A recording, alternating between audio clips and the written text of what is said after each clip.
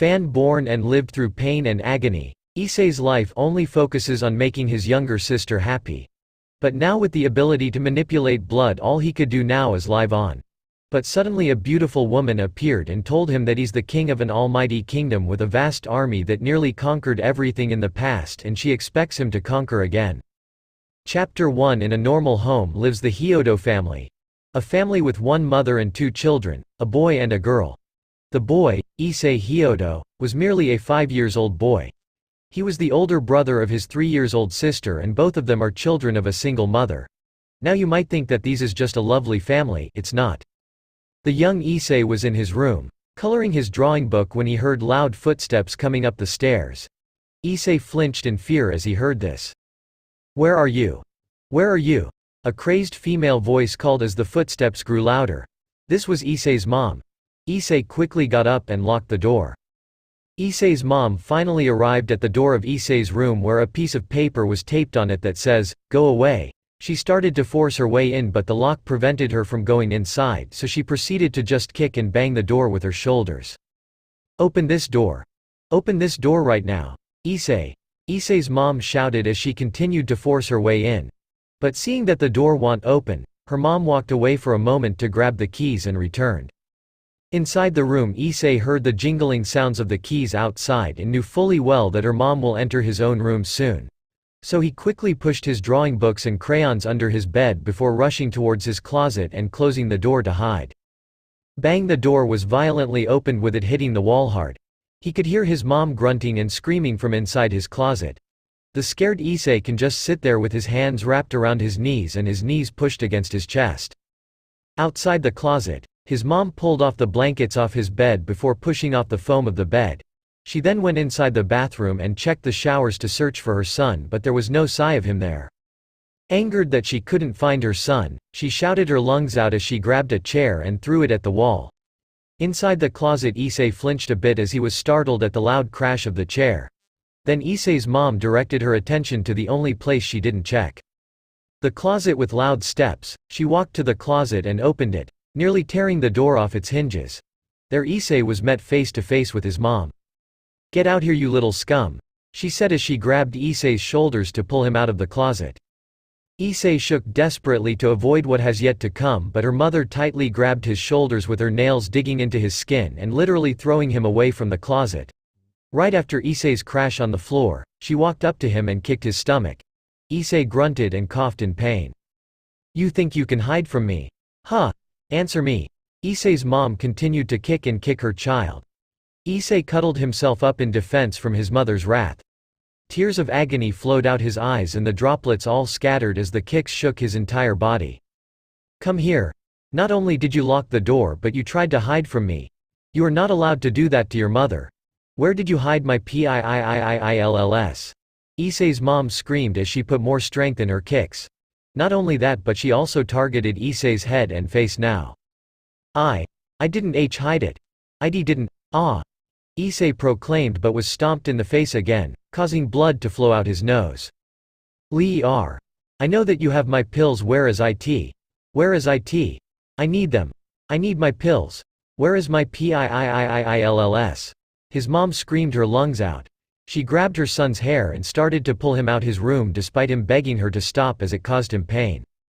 But in the end Issei suffered for the day. Even though he never took any of his mom's prescription pills, she still suspected him hiding them whenever she runs out. All Issei could do is scream in agony as he suffered, knowing full well that escaping or begging won't do any good for him, for both actions doesn't work. After a full hour of beating and bashing, Issei's mom finally calmed down and went to buy some more pills for her addiction and left her son in the house. Issei weakly walked up the stairs slowly. His right eye was bruised up. Blood was flowing out from the cut above his left eye, nose, and mouth. He was clasping the bruise on his right bicep and was dragging his left leg with a broken ankle. Once he arrived at the second floor, he walked to a certain room that wasn't his. He opened the door and walked to a crib to see his beloved younger sister. Hello there. Aiko. The smiling Issei greeted with a bit of pain in his voice. Aiko, still being an infant, means she could only look at Issei while sucking on her pacifier. "I'm sorry that your big brother is weak. I couldn't stand up to mama." Issei apologized as he looked at her. He then noticed that his own blood dripping on his sister's sheets. "Oops, I better wash these. I'm sorry Aiko," Issei said. Issei grabbed the sheets with bloodstains on them and washed them off. Since his mom was busy doing whatever she wants like taking pills, watching TV, drinking alcohol, and stuff, he was the one who was taking care of his younger sister like changing her diapers, washing her sheets, feeding her, comforting her whenever she cries. Their mother was violent and cruel, already giving up on life ever since their father walked out on them. She was like any other shattered woman. Marrying an alcoholic man is never a bad thing. Having kids with that very same alcoholic man is a worse thing. Being abandoned by her husband, their mother broke down in despair. Her pain and sadness of being abandoned by the man she loved led her to her addiction of drugs, and her addiction of drugs led her to be crazed and violent. After washing the sheets, Issei hanged them to let them dry off. Since he was always doing chores, he was good at it. He did most of the chores like cleaning the house, washing the clothes, and taking care of his sister. Their mom fed him and him alone, so Issei was forced to cook for his younger sister. But she never fed Issei with love. For example, one time she put water not milk in Issei's cereal. Issei knew that to her feeding him is enough to take care of a child regardless of what she feeds him with. And Issei was forced to eat those bizarre food fully knowing that once he refused the food it would anger his mother. She also buys stuff from the market, but that's because the store that she buys her pills is right next to the market. And the ingredients that she brings home are randomly picked, so Issei was forced to buy in the market. But asking his mom for money would only anger her once again, so he was forced to actually steal money right out of her purse every chance he gets. And when he gets caught, another beat down for him. Issei's father abandoned them when he realized that his mother is pregnant with another child. He was thankful that his mother started taking drugs months after his younger sister is born. Who knows what would happen to her when their mother takes those pills while she's still in her womb. And 1 year after Aiko was born, their mother started to take her anger out on the 5-year-old Issei. And for the whole year Issei suffered his easily angered mother. Many times did Issei think of leaving the house, many times did he think to call the police. But what if he was caught? What if both he and his sister would get caught? Being beaten again wasn't the issue, the problem is his sister. He can never allow his mother to even touch his sister. One night Aiko started crying. It woke both him and her mother. Issei heard his mother yell and marched to Aiko's room. Fearing what she would do to his sister, Issei rushed out his room and grabbed his mother's leg, trying to stop her. It did stop her, better yet, he redirected her. Instead of her doing something to Aiko, she just proceeded to smash Issei all over the place. While in the middle of her rage she went downstairs to take more pills. This gave Issei a chance to calm his sister down, and once she stopped crying it calmed his mother too, and her being too sleepy she just decided to go back to bed instead of continuing to discipline Issei. That night Issei slept in his sister's room, in case she cries again. Back in the present the sheets were now dried and Issei took them back to the crib. Despite having bruises Issei still unfolded the sheets and put it above Aiko. He caressed her as she slowly falls to sleep. Even though Issei lived a nightmarish life, his sister was the only source of his sanity. Another year has passed and the Hyodo family's situation is still the same. A drug addict and violent mom, a helpless 4-year-old Aiko, and a poor 6-year-old Issei taking care of his sister. Well, it can't be said that the situation didn't completely change, it got worse. It was in the middle of the night when Aiko started crying again. Hearing this Issei's eyes burst open in fear. Who's crying? I can't get some fucking sleep here. Issei heard his mom's voice and a door opening. Fearing for his sister, Issei bolted out his bed and rushed out his room. He ran as fast as he could into Aiko's room where he saw their mom shaking the crib hard. "Stop crying you little shit. You're too noisy," Issei's mom shouted, not caring how loud her voice is in the middle of the night. "Stop. Mom, stop," Issei begged as he pulled his mother away from Aiko, but he was only kicked back and slammed on the drawer. "Don't touch me you scum. I want to sleep but I can't get some with this little piece of trash," she said. "No please," Issei now begged with tears in his eyes. He was pulling away his mom's arms but was pushed to the ground again. This time his head hit the ground hard, causing his vision to blur. "I know what will shut you up for good," Issei's mom said as she grabbed Aiko's pillow and pushed it onto the baby's face. She was trying to suffocate her own 3-year-old daughter. "Now shut up, shut up, shut up." She pushed even harder as Aiko's crying was starting to fade. Issei regained his vision and saw the terrifying event in front of him. Knowing that if he tries to stop his mother again he will be thrown away again, he has to do something even more. That's when he saw the pen on top of the drawer. Issei hesitated to take it, but hearing his sister crying he was left no choice. He took the pen and stabbed his mom's arm with it. "Ah! It hurts!" Issei's mom screamed. The hole that was made by the pen wasn't that deep, but it was enough to cause blood to flow out. Issei took this chance to grab Aiko and ran out the room despite hearing his mom cursing Issei. He went back to his own room and hid Aiko inside the closet. He put a pacifier on her mouth to prevent her from crying and covered her with his clothes before closing the door. He tried to close his room door but it was too late. His mom was already at the door grunting at him. You! Issei's mom growled as she walked towards Issei. Fearing the consequences that he is about to endure for his deed, Issei tried to escape to the window, but as he was about to open it he was pulled back by his mom and kicked on the floor. "How dare you stab me, you scum! I am your mother. I took care of you. I own you. I own you." She grabbed Issei's hair and dragged him out of his room and continued downstairs where she pinned him on the floor and tapped his arms and legs. Issei cried as he saw her taking a kitchen knife. "I will teach you not to interrupt me again," Issei's mom said. She then dug the knife into Issei's knife and down his left cheek, making diagonal wound. Issei screamed in agony but was prevented due to the tape on his mouth. The wound bleed out down his left face. "Not yet. I'm not done yet." She pulled Issei's hair back and aimed the knife to his throat. "With this, I won't be able to waste any more of my precious money feeding you." The terrified Issei could only cry, not even able to scream as the knife dug into his skin. Ding dong! Both Issei and his mom heard the doorbell. A huge relief flooded Issei's chest as his mom put the knife away, but was still scared when she dragged him into the basement, a closet below the stairs. "You shut up. I'm not done with you yet," Issei's mom said as she closed the door. Thank God that she didn't lock it outside. Issei then heard the front door open and heard voices. It was their neighbors. They were curious on why there was screaming and loud noises in the middle of the night, but Issei's mom just told them that it wasn't their business and that they should just fuck off. Issei mumbled loudly and kicked the closet door, hoping the neighbors would hear and help him, but it was hopeless. Annoyed by the woman, the neighbors returned to their house. Issei's mom then closed and locked the door before climbing up the stairs and going back to sleep, completely leaving the tied-up Issei in the closet. He shook his hands and feet to try and free himself, but he wasn't strong enough. He was still 7 years old. The tiredness grew in Issei as he ran out of energy and eventually fallen asleep. He was grateful that he still lived despite being so close to death that night. But he considered this lucky, for his sister is safe and he is still alive. The next day Issei opened his eyes, and saw that he was still tied up in the closet. The blood was dried up on his face and neck.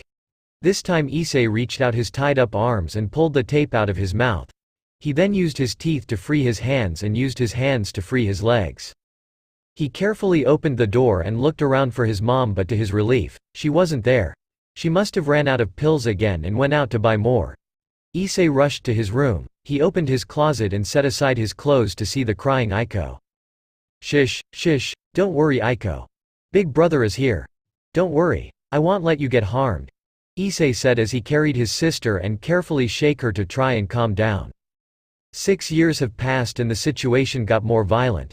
There were many occasions that both Issei and Aiko were so close to death, but there was one place where they could safely hide. It was under the kitchen sink. When Issei's mom kept on beating him again and again, he managed to escape her and hid there. To his surprise, she didn't find her the whole day. So that was the only safe zone in the house. He tried the attic, basement, and closets, but she always manages to find him.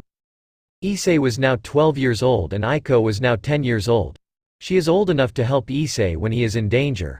She cared for Issei very much and always help him however she can't. But even she can't stop their mother when she rages. Their lives were hell enough, but it only got worse when their mother actually took another husband. And this guy was even worse than before. He was the leader of a gang. Not only that, but Issei sometimes caught him gawking at Aiko's ass or breasts despite her being an 8-year-old kid. And the look that he gave her terrified Issei. One time Issei tried calling the cops, but their father claimed that he was just playing a joke due to him being 12 years old, and to Issei's demise the cops believed him and left their house. Calling the cops on him made his father angry and he took out all his anger on Issei that day. More events when Issei called the police, but as he continued to call them, the police kept on getting annoyed as they thought he was a little prankster and hung up the call whenever they hear his voice. And that's when he decided that he can't depend on the police any longer. Not only does he have problems in the house but also in school. Issei was now at school. He was walking through the hallway. As he passed a group of 5 older students, one of them suddenly tackled Issei to the locker and caused him to drop his bag. "Get his bag. The bag," one of them said as another grabbed his back and threw it away while laughing. "Ha ha ha. I hope something broke in your bag, sis Khan," one of them said. "If something did broke, why don't you ask your addicted mama for help? Ha ha ha ha," another said. Issei just remained silent as the bullies laughed and teased behind. He grabbed his bag and continued to walk to his next class while ignoring the bullies.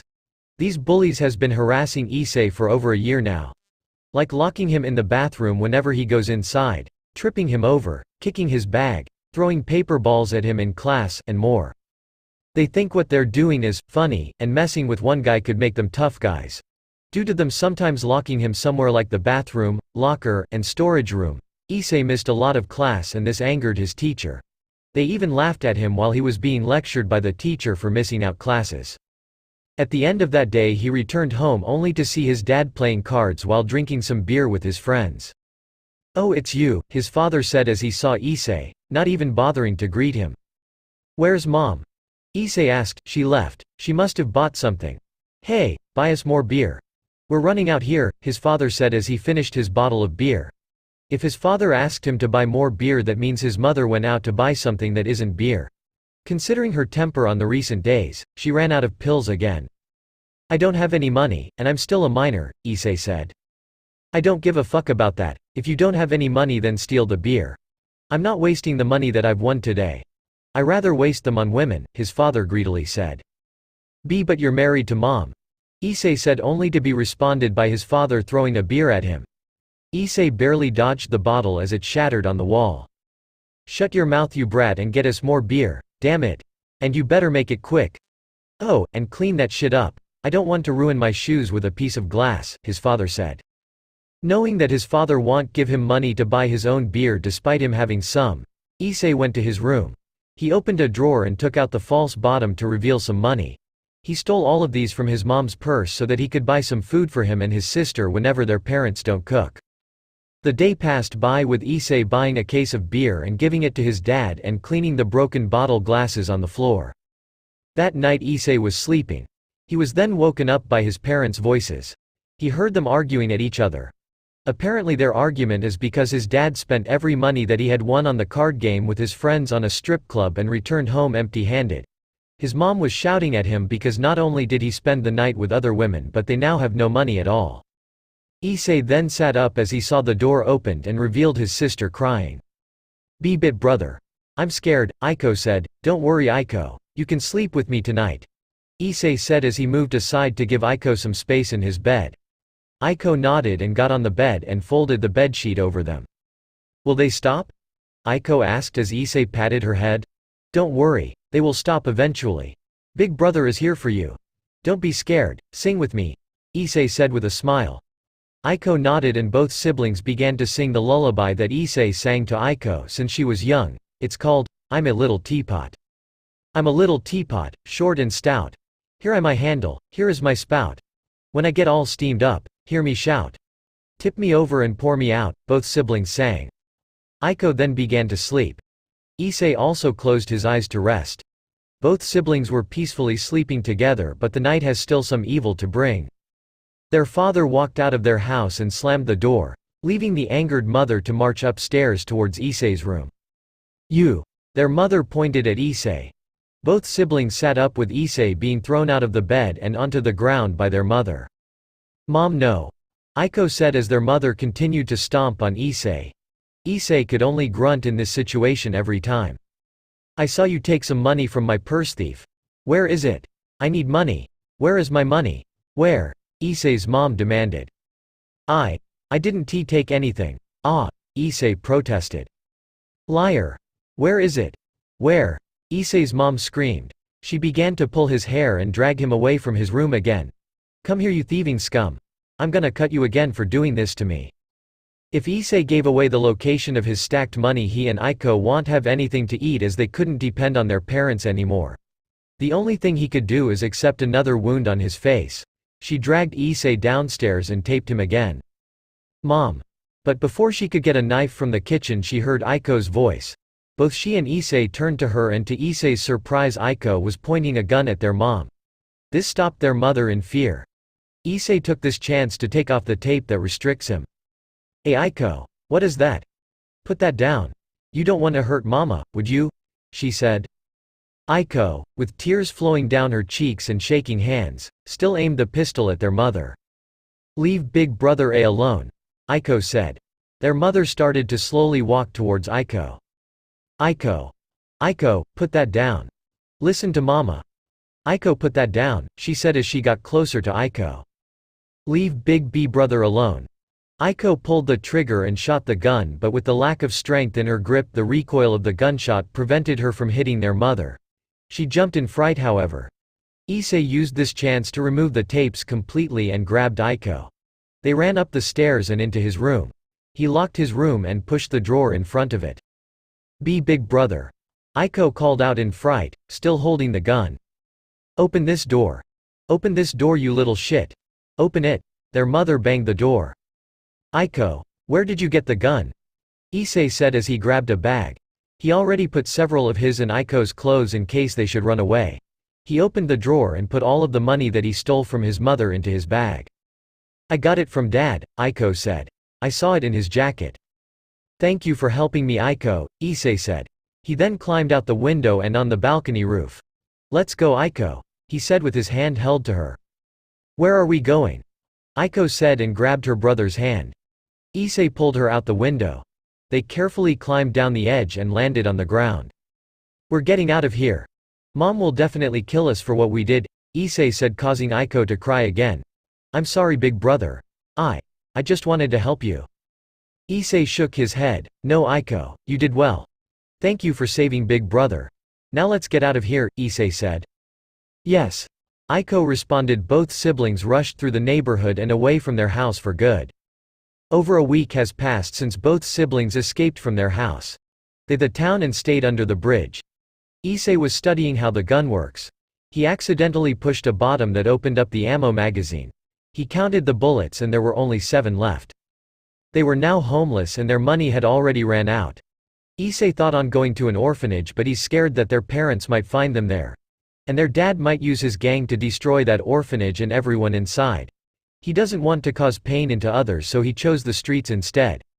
Aiko was now eating the last piece of bread that they bought. Despite Issei being terribly hungry, he let Aiko have all the bread for herself.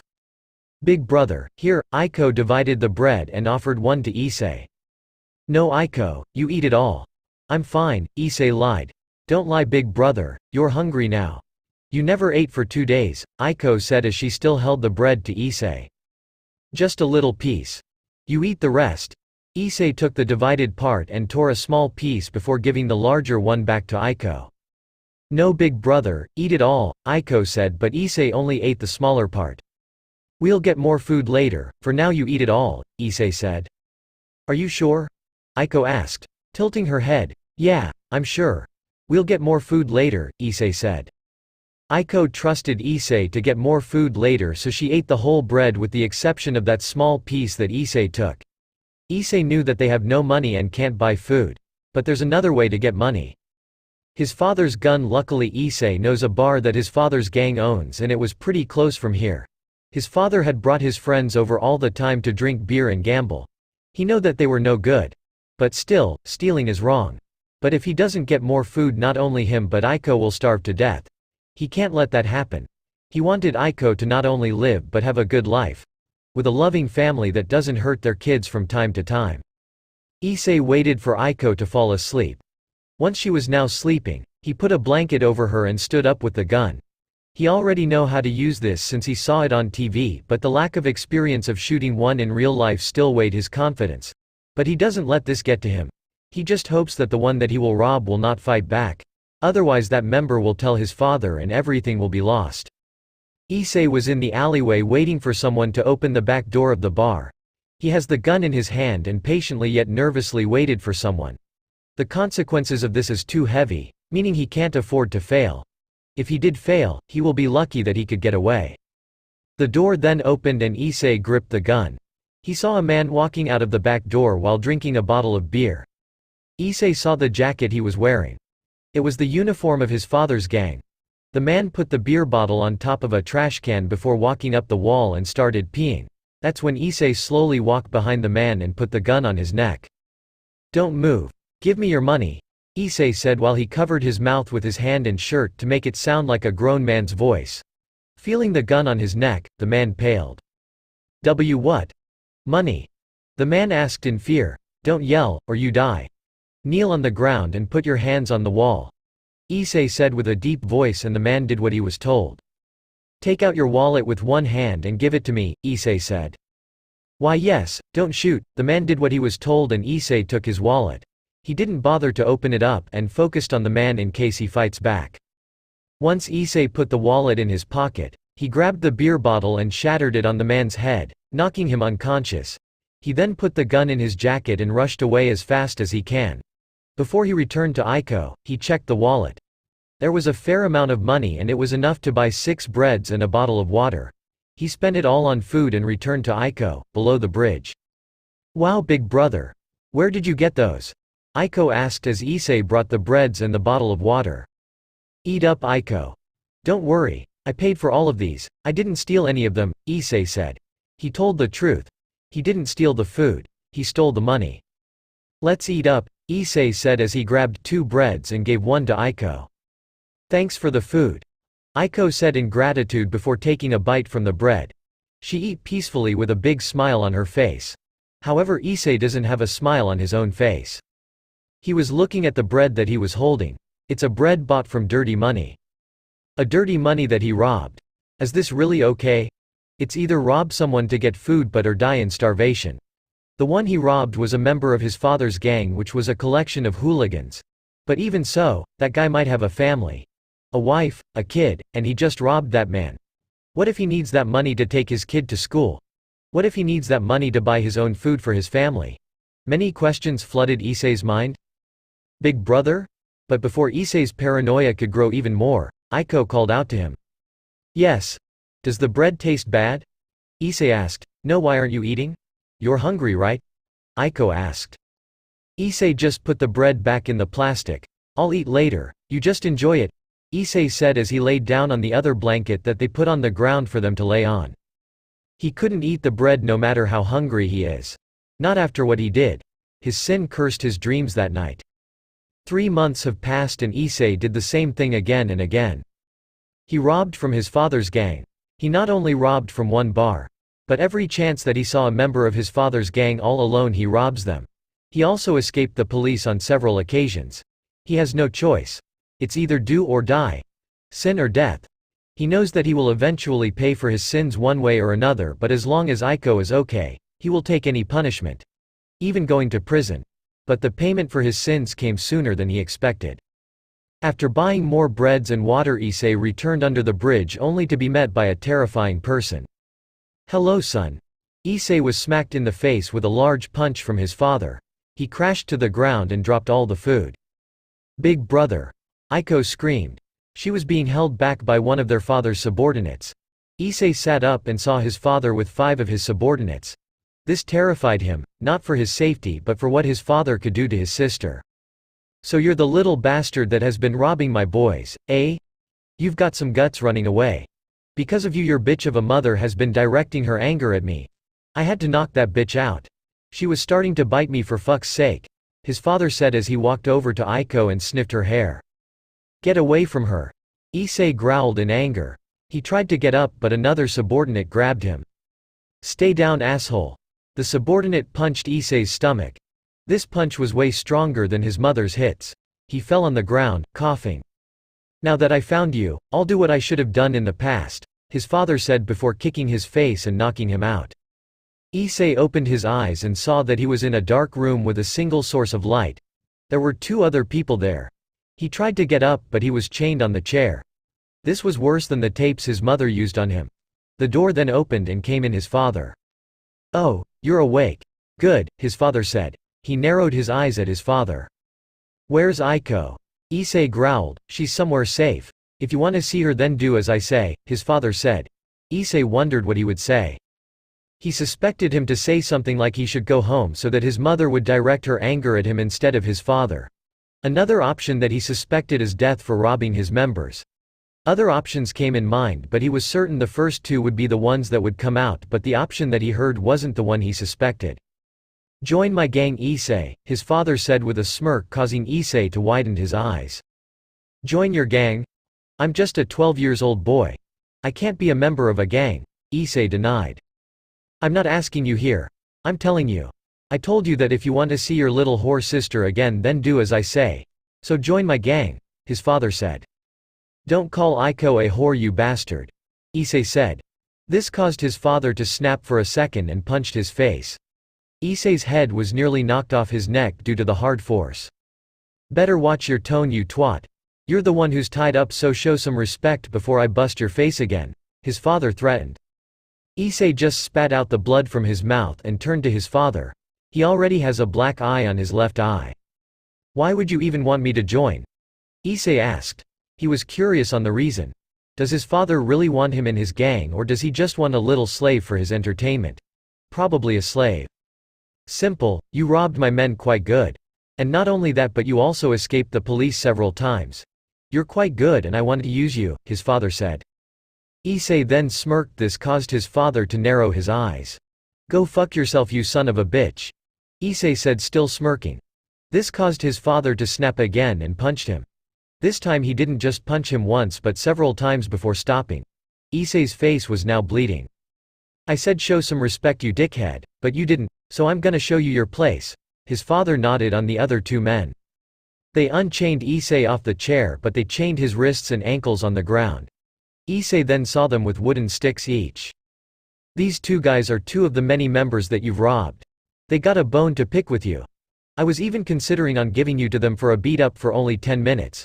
But since you lack respect, I'm gonna give an hour," his father said and walked to the door. "Have fun," he then closed the door. "You piece of shit. The beer bottle hurt like hell, you know.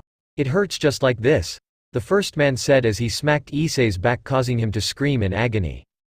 "Not so tough now without your tiny little gun, huh?" the other man said before smacking his back. Issei screamed at this too. Both men took turns on smacking Issei's back for over 10 minutes. After the 10 minutes of pain, Issei's back has bruises and scratches. He was panting and sweating so hard at the pain.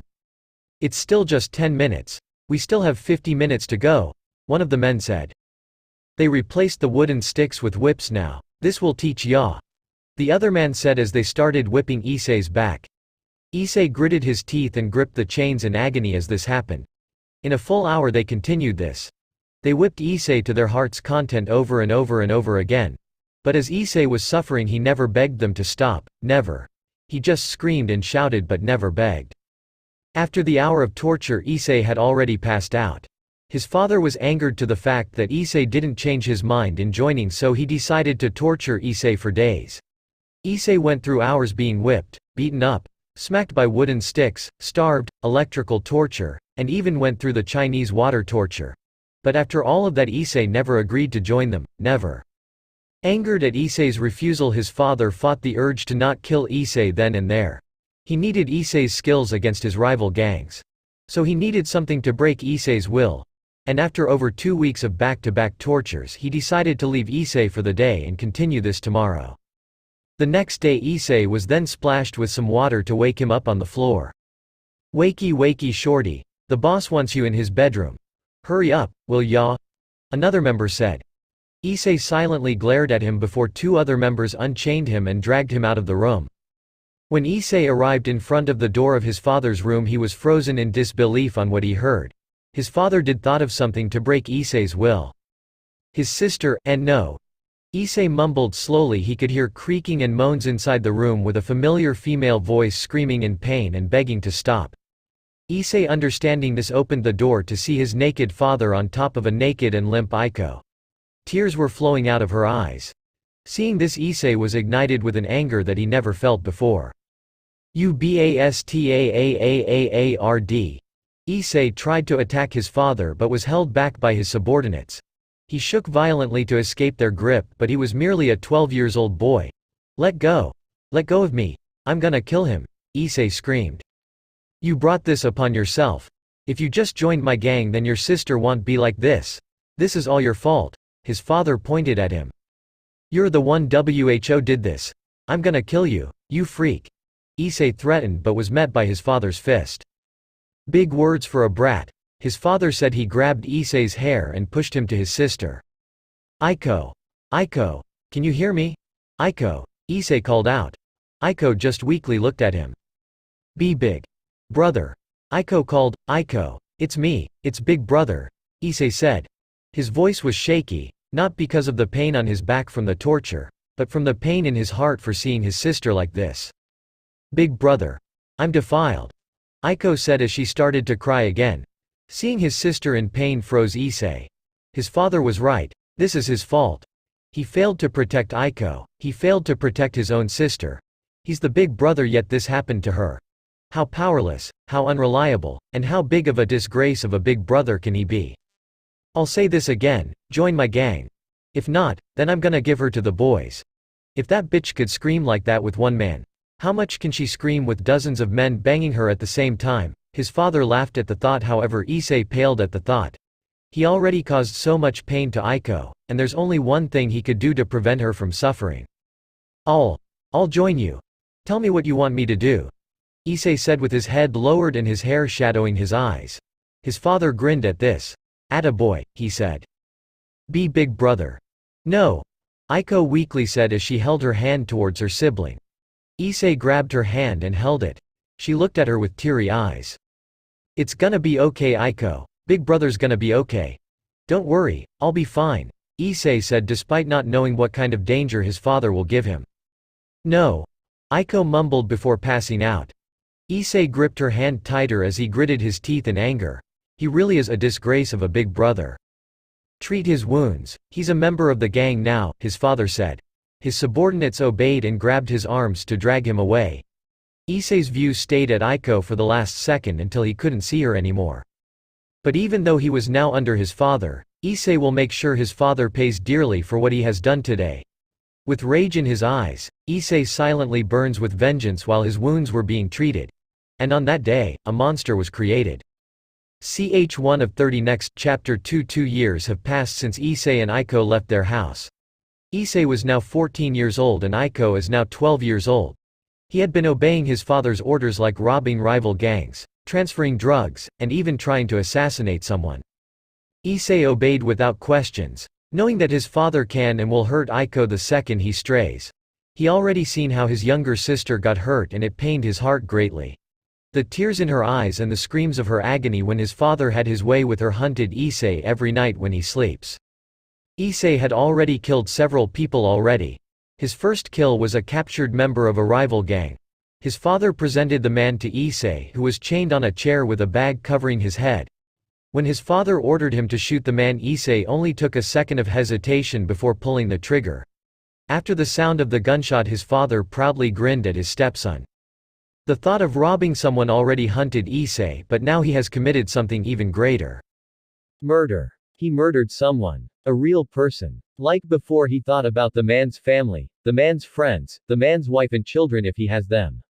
All those people lost that man because of him. His father told him not to regret it because the man is a criminal who rapes women before killing him. But even so, Issei can't help being paranoid. Murdering someone is too much for a boy who was barely in his teens. After that, he robbed more people before committing another murder. He tried to rob a member of another rival gang, but that man had a knife. The man tried to fight back and dealt several cuts on Issei. But Issei managed to point the pistol at the man's chest and pulled the trigger. The bullet didn't hit his heart, but it stopped him from moving. Issei knew that the man had already seen his face. That's why he was forced to shoot him in the head to avoid his identity being revealed. And the shocking fact about this, that Issei didn't hesitate this time. He just aimed his gun at the man's head and shot him then and there. His first kill has a slight hesitation, but this one didn't. He just killed the man without a second thought. After that event, Issei knew that when he robs someone he needs to hide his identity to avoid killing another again. So he used his allowance that his father gave him and bought a mask. This mask was completely white and the face on it is emotionless. It was just a blank face. He also bought a black hoodie, black jeans, black boots, and black gloves. With that he continued to rob other rival gangs with those clothing whenever his father orders him to. Issei regrets every sin he commits, but what can he do? If he stops, runs away, call the police, ask for help, or refuse him, Aiko will be either dead or worse. But that doesn't mean he doesn't do something about it. He secretly plans to kill his father. Whenever he has free time he surfs the internet on how to make a homemade bomb that is strong enough to destroy walls. He already knows how to make one and has enough money to buy the materials, but he decided not to make it yet. He doesn't know where to hide it and he doesn't want to risk getting caught. This is his only chance to kill that bastard and he doesn't want to blow it. Right now Issei brought a handful of money to his father, who was constantly counting it with a satisfying grin. Nice, nice. Very good, Issei. I expect you to bring me more tomorrow. His father said, but Issei just remained silent. He took notice of the silence Issei gave him. Hey brat, respond. And it better be good, his father threatened. Issei took a second but said something different. Where is Aiko? I told you to respond. Not ask, idiot, his father said, only for Issei to glare at him with sharp eyes. Where? Issei asked, slightly shouting. Hehe, she's somewhere safe and sound. Don't worry, I bet she's enjoying her new place now, his father said. Where? Issei asked again, this time his voice was filled with anger. His father narrowed his eyes at his son. Watch your mouth, you brat. Don't forget that I'm your father. Be grateful that I didn't cut your fucking head off when I found you under that bridge. His father said, only for Issei to narrow his eyes at him. And fix your motherfucking face. I don't want you glaring at me like that, you ass. I'm your father, so show some respect. His father said, and Issei turned around and walked out the door. I'm going to my room. Issei closed the door and his father continued to count his money that Issei brought. Issei entered his room and sat on the bed. He hasn't seen Aiko for 5 months now. He asked his father where, but he responded with the same answer. He told him that Aiko is safe and sound and she's enjoying her new place now. Issei didn't believe this. A place that his father would pick for his sister is always not a safe and sound place. He bet that Aiko is still suffering, but all he could do is wait for a perfect opportunity to blow his father with his bomb. Another month has passed and the situation didn't change. Issei robbed and stole money for his father. He killed 2 more members of a rival gang again. And the worst part of that is Issei's hesitation was fading whenever he kills. It's like he's getting used to it. He desperately tried to force himself to avoid getting used to killing, but after the second kill his hesitation decreased again. He absolutely hated to admit it, but he is getting used to killing. All he could ask himself is, what is he becoming? Issei couldn't wait any longer. He was going to kill his father this month now. His bomb was already halfway done and he already tested one before and it worked.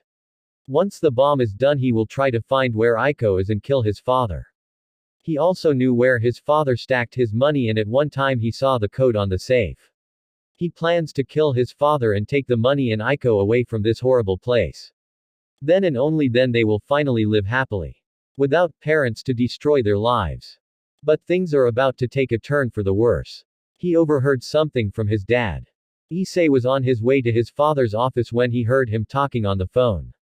He stopped outside the door and listened, and what he heard froze his very soul. Yeah, she's good, isn't she? She's my daughter, her name is Aiko Hyodo. Well, stepdaughter to be exact. How old is she? She's 12. She's turning 13 in a couple of months. You want to go with her? Alright then, it's gonna cost you, but I'm sure you won't regret it.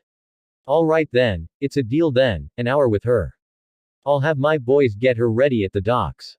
One of the abandoned warehouse, the one we did the deal before. Give the money to the guys and you can do anything you want with my daughter. Ha ha ha ha ha ha. His father said before he hung up. The shock flooded Issei. The anger he felt towards his father, which he thought was at its peak, increased dramatically. He understood what his father meant when he said that Aiko was safe and sound and is enjoying. He was selling her body for money. His father took Aiko away for 5 months now. That means Aiko was been violated by 5 months straight for him to get money. Money. Money. Money. Issei gritted his teeth like never before. His hand was clenched in a fist so hard that his nails actually dug deep in his palm and started bleeding. Issei was so angry that he wanted to get inside this room and kill him father right here right now. Fuck the bomb, fuck it if he dies after, fuck if he goes to prison, as long as he gets to kill his father and save his sister then he doesn't care what happens to him. But wait. Save his sister. He has to save his sister. Issei rushed out of the building and headed to the docks. He ran for 10 minutes without stopping or even decreasing his speed. Aiko is being violated by a man after being violated by who knows how many others. He ran through the streets, not caring about the vehicles honking at him and pushed the people walking the streets. His sister needed him and she needed him now. After running more blocks Issei arrived at the docks. He ran everywhere even with his feet deathly tired. He was panting and sweating a lot but he can't afford to stop, not while Aiko's in danger. As he ran through the warehouses he stopped in front of the abandoned one. He opened the door and to his shock saw his sister. She was laying on a phone with 4 random guys having their way with her. His anger was now so immense that he could only think of one word. Kill. Get away from her. Issei screamed out catching the attention of the guys. Who are you? One of them asked. That's the boss's son. What's he doing here? Another asked. Issei used the last of his energy to charge towards the 4 random guys while roaring his lungs out in anger. Stop right there you brat.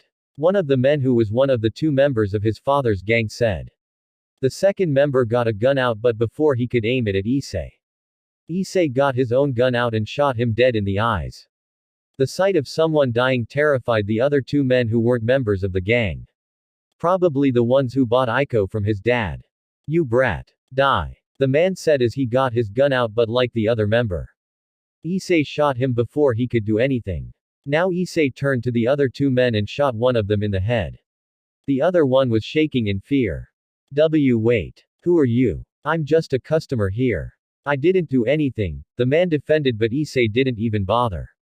He just shot him without even looking at him. All Issei was doing was rushing to the phone where Aiko was laying on. Aiko. Aiko. Aiko. Issei called out when he arrived. For what it's worth Issei was glad that Aiko was alive but that doesn't matter now since this happened to her. She was very limp and her eyes were so lifeless. Seeing his sister like this Issei's tears flowed out his eyes. Aiko. Issei called again this time shaking her sister. This caught her sister's attention and looked at him. Big brother, is that you? Aiko weakly said. It's me Aiko. It's big brother. Hold on, I'm gonna get you out of here. Issei said. He cleaned Aiko up and dressed her. He then carried her out of the docks and took a cab. They then arrived to one place Issei think they would never go back. To their house. Even though Issei didn't want to come back they don't have any other place to go. They can't stay at the docks, they can't stay under the bride, and they certainly can't go back to their dad's gang. Even though their dad might try to search for them in their house they still got back. They have nowhere else to go. The sun had already set when they arrived in front of their house. Getting out the cab Issei carried Aiko inside. Once inside he looked around for their mom and saw no sign of her. So he took Aiko upstairs and put her on his bed. Big brother, Aiko called out. It's okay Aiko, I'm here now. You're safe, Issei said as he put the blanket over Aiko. Thank you, big brother. Aiko said with teary eyes. This caused Issei to burst in tears again and grabbed her hand. Aiko, I'm sorry. I'm so sorry. I let this happen to you, I'm so sorry. Issei said while lowering his head to her while holding her hand with shaken hands. Aiko wanted to say that it wasn't Issei's fault but she couldn't. Their father kept on selling her day and night. She had some breaks several times but most of the time she was being used by random men. Sometimes she was raped by more than a dozen men at once. Sometimes she was raped by women too. It was a nightmare for a mere 12 years old girl. She never stopped hoping that Issei would come and save her but he never did. But she never hated him. She knew that Issei did so much for her and he truly cared for her, that's why she waited and waited and waited until he arrived earlier. As Issei was deeply in pain. He failed again. He is a disgrace as a big brother. Letting her get raped by his father was devastating enough but now she was raped by how many people for 5 months straight. He can't help but blame himself as he believed that her pain is in his hands for being weak. If only he was stronger, then he could have protected her. He could have protected her from their mother, their father, and everything else. All he wanted was for Aiko to be happy. To see that smiling face of hers. He never cared for himself anyway, all he cared about is Aiko. The only person he literally cares about in this world. So, you're back. Issei froze when he heard his mom's voice. He turned his head around and gasped as she was holding a knife. Her angered eyes were directed at Issei. How dare you come back here? After what you've done. His mother charged at him with full intentions to kill him. Issei responded with him tackling her on the abdomen, causing her to fall on the floor. She dropped her knife and Issei kicked it away. Issei is already 14 years old and has enough physical strength to combat her mother, whose body is very weak due to overdose of pills. You scum. His mother growled as she was getting up, but Issei pointed his gun at her, causing her to stop in fear. A gun. You wouldn't hurt your mom, will you, Issei? You're my son. You can't kill me. You can't. She asked him. No. You're not my mom. You were never a mother anyway. You're just a tormentor. Issei shouted. A tormentor. How dare you? I made you. I fed you. I let you live. I wasted my money and time on you. I am not your tormentor. I am not a tormentor to anybody. I am your god. I own you. How dare you insult me like that? His mother shouted, but Issei responded with him shooting her on the leg. She screamed and rolled around on the floor in pain. Og. You freak. I'm gonna kill you. Just you wait. Once I get another knife, I will kill you. She crawled out the room while dragging her shot leg. Her blood trailed on the floor as she crawled through the hallway while cursing Issei. Issei took a handkerchief and wrapped it around Aiko's eyes to cover them. He grabbed her hands and put them on her ears. Listen to me, Aiko. I want you to sing for me, okay? Issei said. Sing that favorite song to you, think of something happy, and whatever you do, don't let go of your ears. Don't listen to the noise outside, okay? Issei said. Be big brother. Why you're not going to hurt mom? Or you? Aiko asked in fear. Issei just bit his lip and took a deep breath. Don't take off your blindfold until I come back, okay? I'll be back soon. I promise. Issei avoided the question. He doesn't want to show Aiko what kind of person that he turned into, and he doesn't want to lie to her either. Issei kissed Aiko's forehead before standing up. He grabbed the knife, went out his room and closed the door. Aiko did what Issei told and sang her favorite song, I'm a Little Teapot. I'm a little tea, short and stout, Aiko started. Outside, Issei got on top of his mom and thrust his knife down at her, but she grabbed his wrists and stopped him. Here is my handle and here is my spout, Aiko sang. Issei hit his mother on the forehead with his own head and punched her. He took this chance to stab her on the chest, splashing blood out. When I get all steamed up, hear me shout, Aiko continued. Issei kept on stabbing and stabbing his mom while she screamed. Her blood splashed out with every stab on the chest. Tip me over and pour me out, Aiko finished as their mother's screams of death faded. A few more seconds passed before the door opened up again and came in Issei, who was out of breath. He was deathly tired. He closed the door behind him and sat on the ground with the wall behind him. Aiko, hearing his brother's breaths, took the blindfold off. Big brother. Aiko called out. She then saw blood on Issei's clothes, hands, and face. Even though she was still young, she understood what he had done but didn't say anything since Issei didn't want her to know about it. So she decided to pretend not to know. It's okay, Aiko. Just go and sleep for now, Issei said with a smile. Aiko just nodded and closed her eyes. She just only hoped that once she wakes up she will forget what happened. Issei waited a couple of more minutes to be sure that Aiko was really asleep. He went to her and kissed her forehead before getting out his room and gently closed the door. He still has to deal with the body of his mother. Issei took his mother's bed blanket and wrapped her with it. He then used the tape and wrapped it around to hold the blanket in place. This was the same tape that his mother had used the last time she tied him up. He laughed a bit on how the tables have turned. Finally, he grabbed a rope and wrapped it around to help him drag her to the back of their yard. Issei got a shovel out of the shed and started to dig a hole. Once he finished up the hole, the thunder roared and followed a hard rain, but this didn't stop Issei. He pushed the body of his mother on the wall while tears flowed out his eyes. His tears were camouflaged due to the rain. As he was burying his mother, he cried as he think back at his shitty life. He was beaten constantly by his mother as far as he can remember, forced to steal from her to feed his younger sister, forced to rob, forced to enter a gang, forced to kill, witnessed his sister been raped, and now he killed his own mother.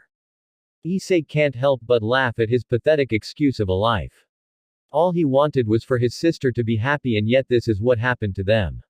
What did they do to deserve this?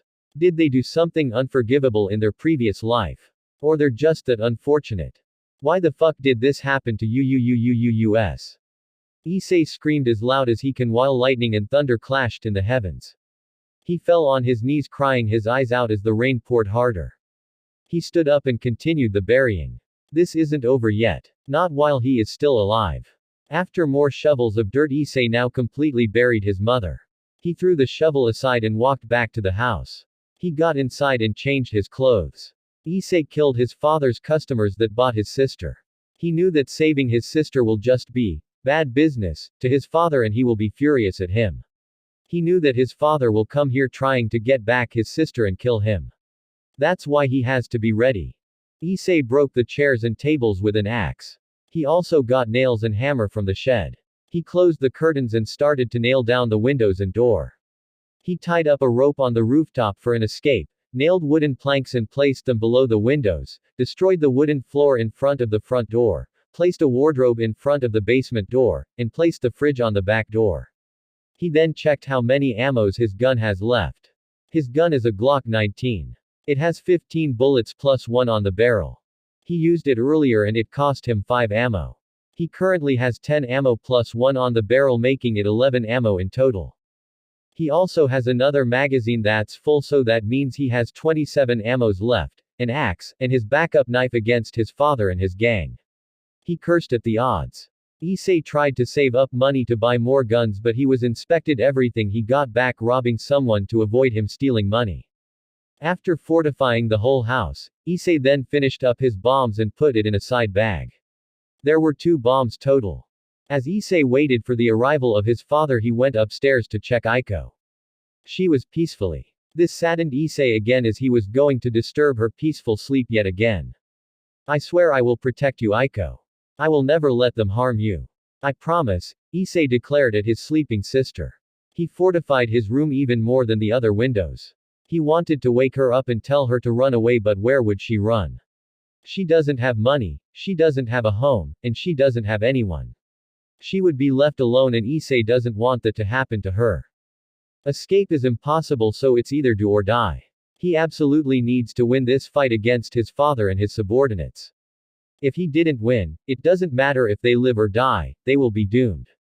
Issei left a note that says, "Stay inside the room." He doesn't want to get her caught in the crossfire. Before checking all of the fortifications and the traps, he saw that they were all prepared.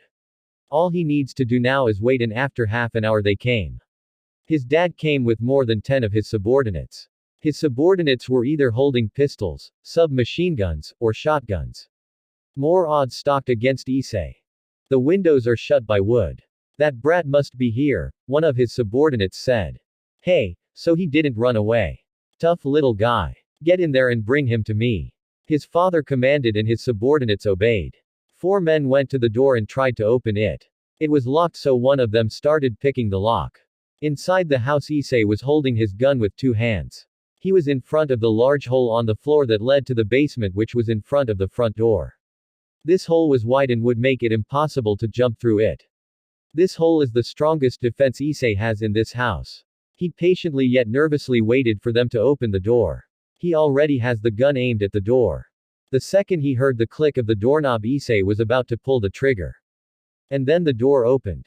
Bang! Bang! Bang! Bang! Issei shot the man who opened the door with 4 bullets, causing him to fall down on the ground dead. This shocked the others but shocked his father even more. Kill him! His father shouted and caused the 3 men at the door to shoot back at Issei. One of them even has a machine gun. Issei ran to the side and hid behind a wall. The wall he was hiding behind from was more than enough to shield him from the bullets, but with them armed with something like sub-machine guns, Issei can't hide behind one wall for too long. One man tried to jump across the hole but hit the opposite edge and fell on the basement. Issei took this chance to shoot him below. Get in there. His father ordered. But boss, there's a huge hole. We can't get in, his subordinate said. Then break the fucking windows. Go to the back door. Kill that little brat and bring his sister to me alive.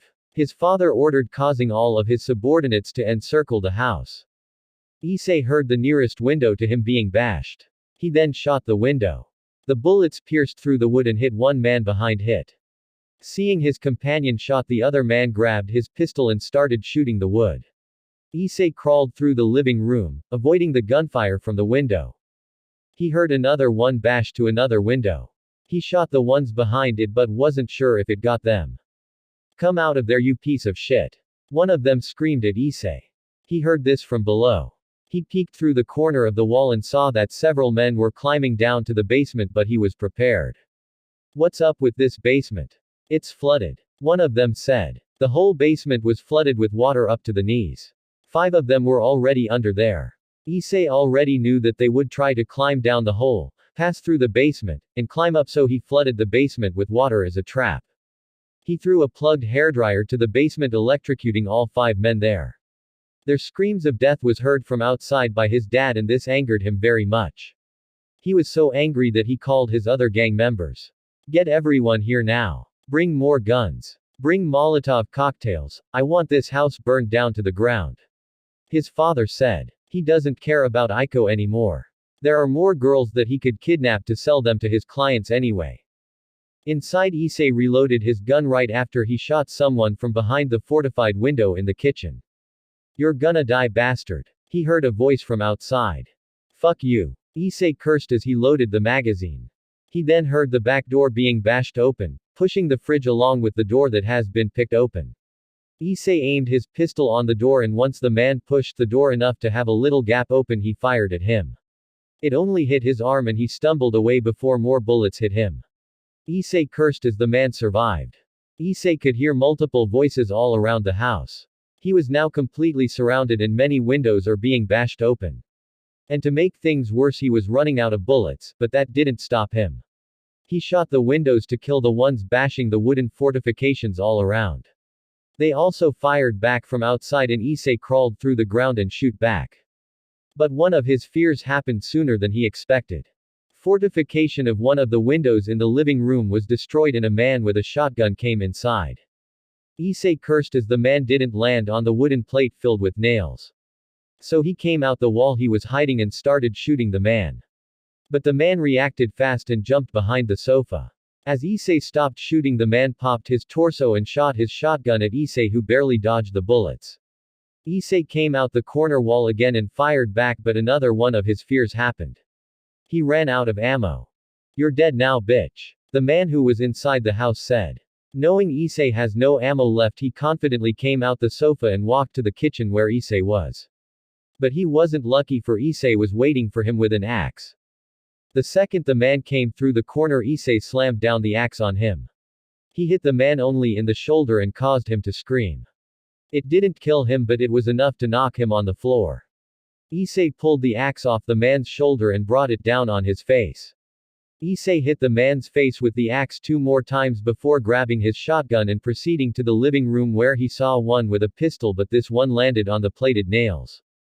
The man screamed and fell down as he accidentally fired his pistol. The nails on the plate stuck through the man's feet and were bleeding. To save up more ammo, Issei used the axe and hit the man's throat, killing him instantly. He tried to pull it out, but another man came through the window and shot him. Issei stumbled back as he was hit on the left bicep with his bullet. That man was only holding a pistol, so Issei fired back at him with his shotgun. So far no one who came inside the house had any submachine guns, but Issei knew that they would come inside sooner or later. But it came sooner. 2 more men came through the opened window and hid behind the sofas. One was holding another pistol and one was holding a submachine gun. Issei was forced to not fire back. He can't handle this much heat. As he heard more men came through the window, Issei knew that they would next go to the kitchen where he was cornered. He needs to go upstairs as the first floor was starting to be overrun, but the men who were in the living room were the problem. He could try to run up the stairs, but he would be showered by bullets before he could go upstairs. So he decided to use his trump card. He pulled the pin and threw one of his bombs in the living room. It exploded on the group of men. The explosion caused 2 more windows to break and luckily affected the ones who were bashing those windows. After the explosion, Issei moved away from the kitchen and shot a man who tried to get up. Another one, who was on the ground, grabbed his ankle but he shot him on the head. Another tried to get up but he shot him too.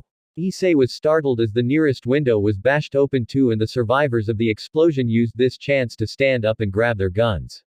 Seeing the ones who survived the explosion back on their feet, Issei retreated upstairs, barely dodging the bullets that was hailed on him. A man tried to follow him up but Issei turned around and shot him. The force of the gunshot pushed the man off the stairs. Seeing his men being killed one by a 14-year-old sent great anger to his father and decided to go inside too. He entered through the broken window and got his submachine gun out. Another man fired his shotgun at a corner but missed Issei, who was also hiding in a corner.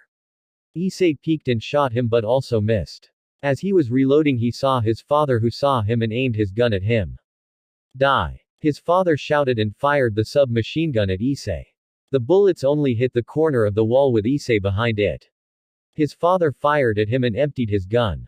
Hearing the clink on the gun, Issei peeked through the corner and tried to shoot at his father. Him focusing on killing his father too much, Issei failed to see another subordinate who has a pistol. He fired at Issei and the bullet scraped Issei's right thigh. Issei screamed as he collapsed on the floor, but he quickly got up and retreated through the halls and hid in a turning corner while dragging his shot right leg. The first floor was completely overrun and his father's subordinates were making their way up the stairs. Issei used the corner as a shield and fired back at his father's subordinates but eventually ran out of ammo from the shotgun and retreated to the halls. He's out of bullets, let's go. One of the men yelled as he and the other members charged through the halls, but as they turned through the corner they saw Issei throwing his second bomb.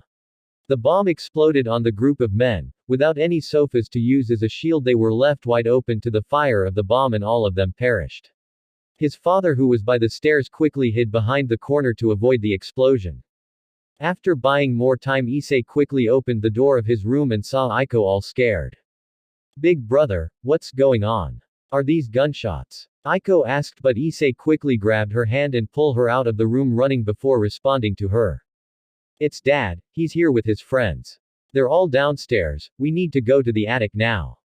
Issei said as they climbed up the stairs and went to the attic. Issei locked the door to buy more time and climbed up the roof where he prepared a rope to escape. But as soon as they could escape, Issei saw multiple vehicles arrived. More of his dad's subordinates. Issei gritted his teeth in anger. He planned to lure everyone in the house and escape through the roof as they left the yard open. But now that more arrived, there were no room for a safe land. The house and the yard were crawling with armed men. Issei and Aiko were trapped in the rooftop.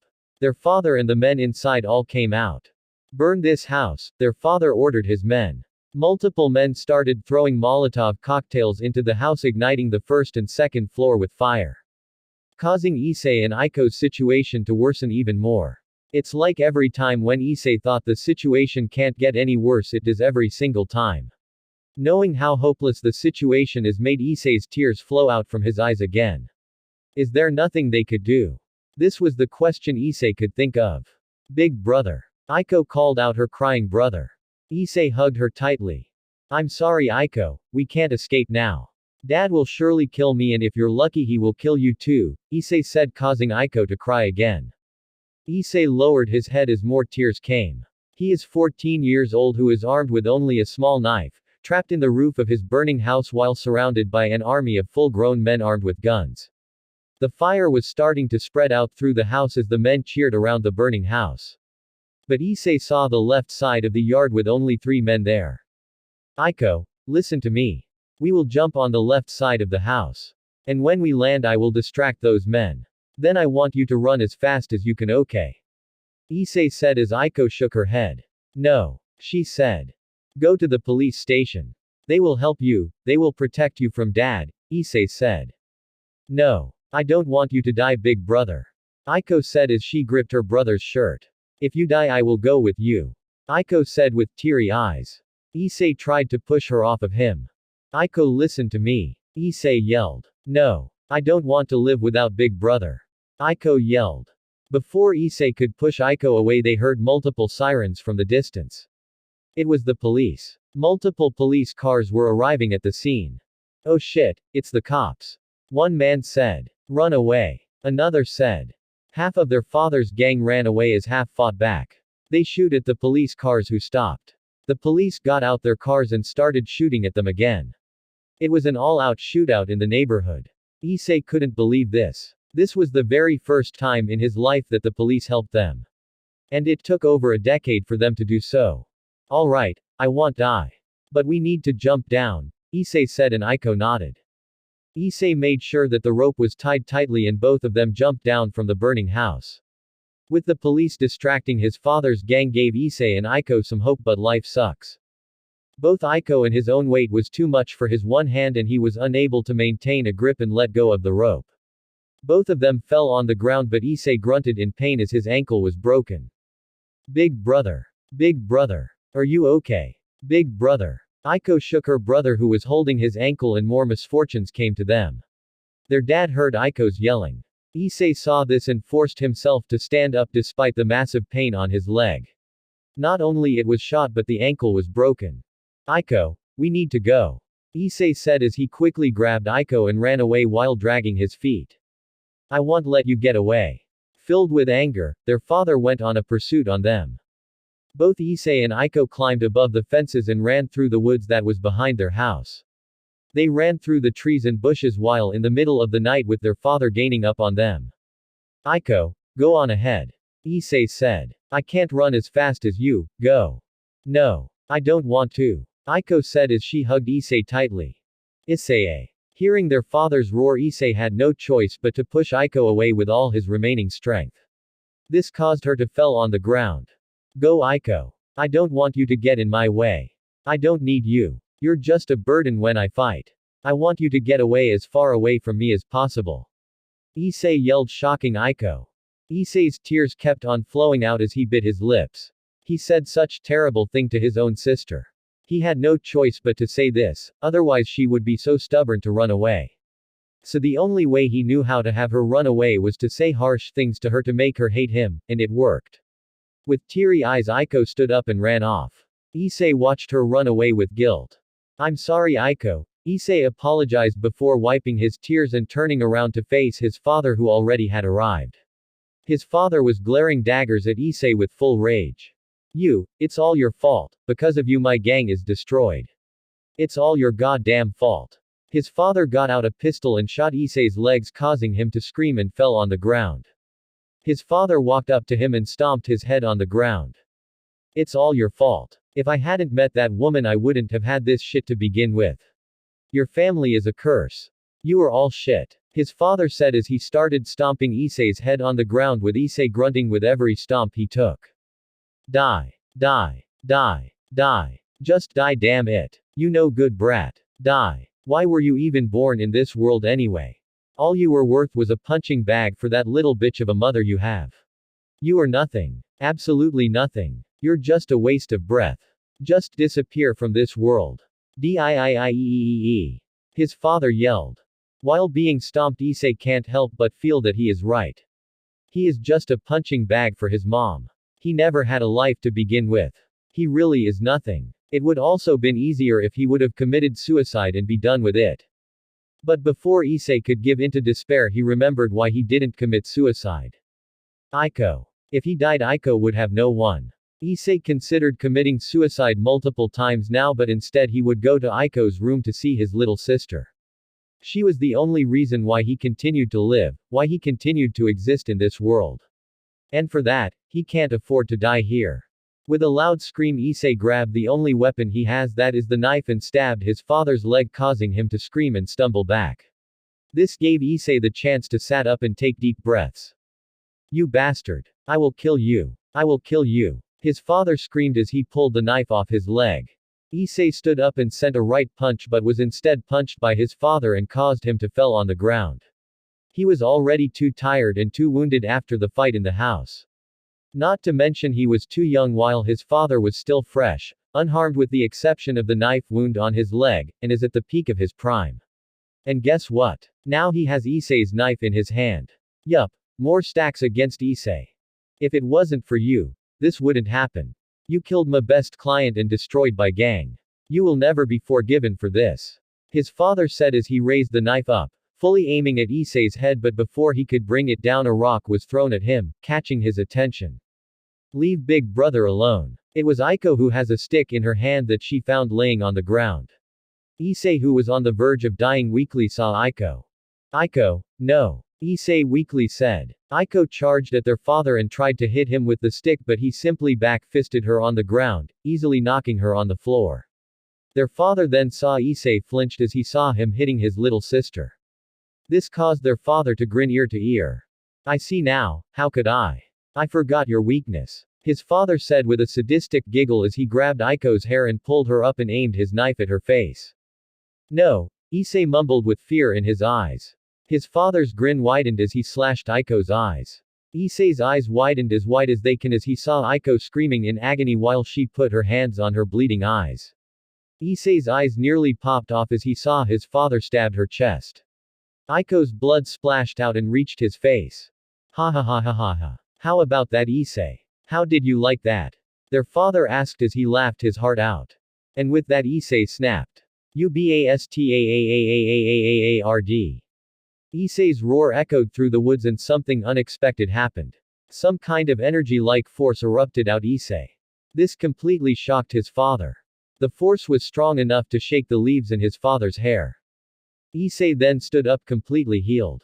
Red glowing runic symbols lined up beside Issei's arms.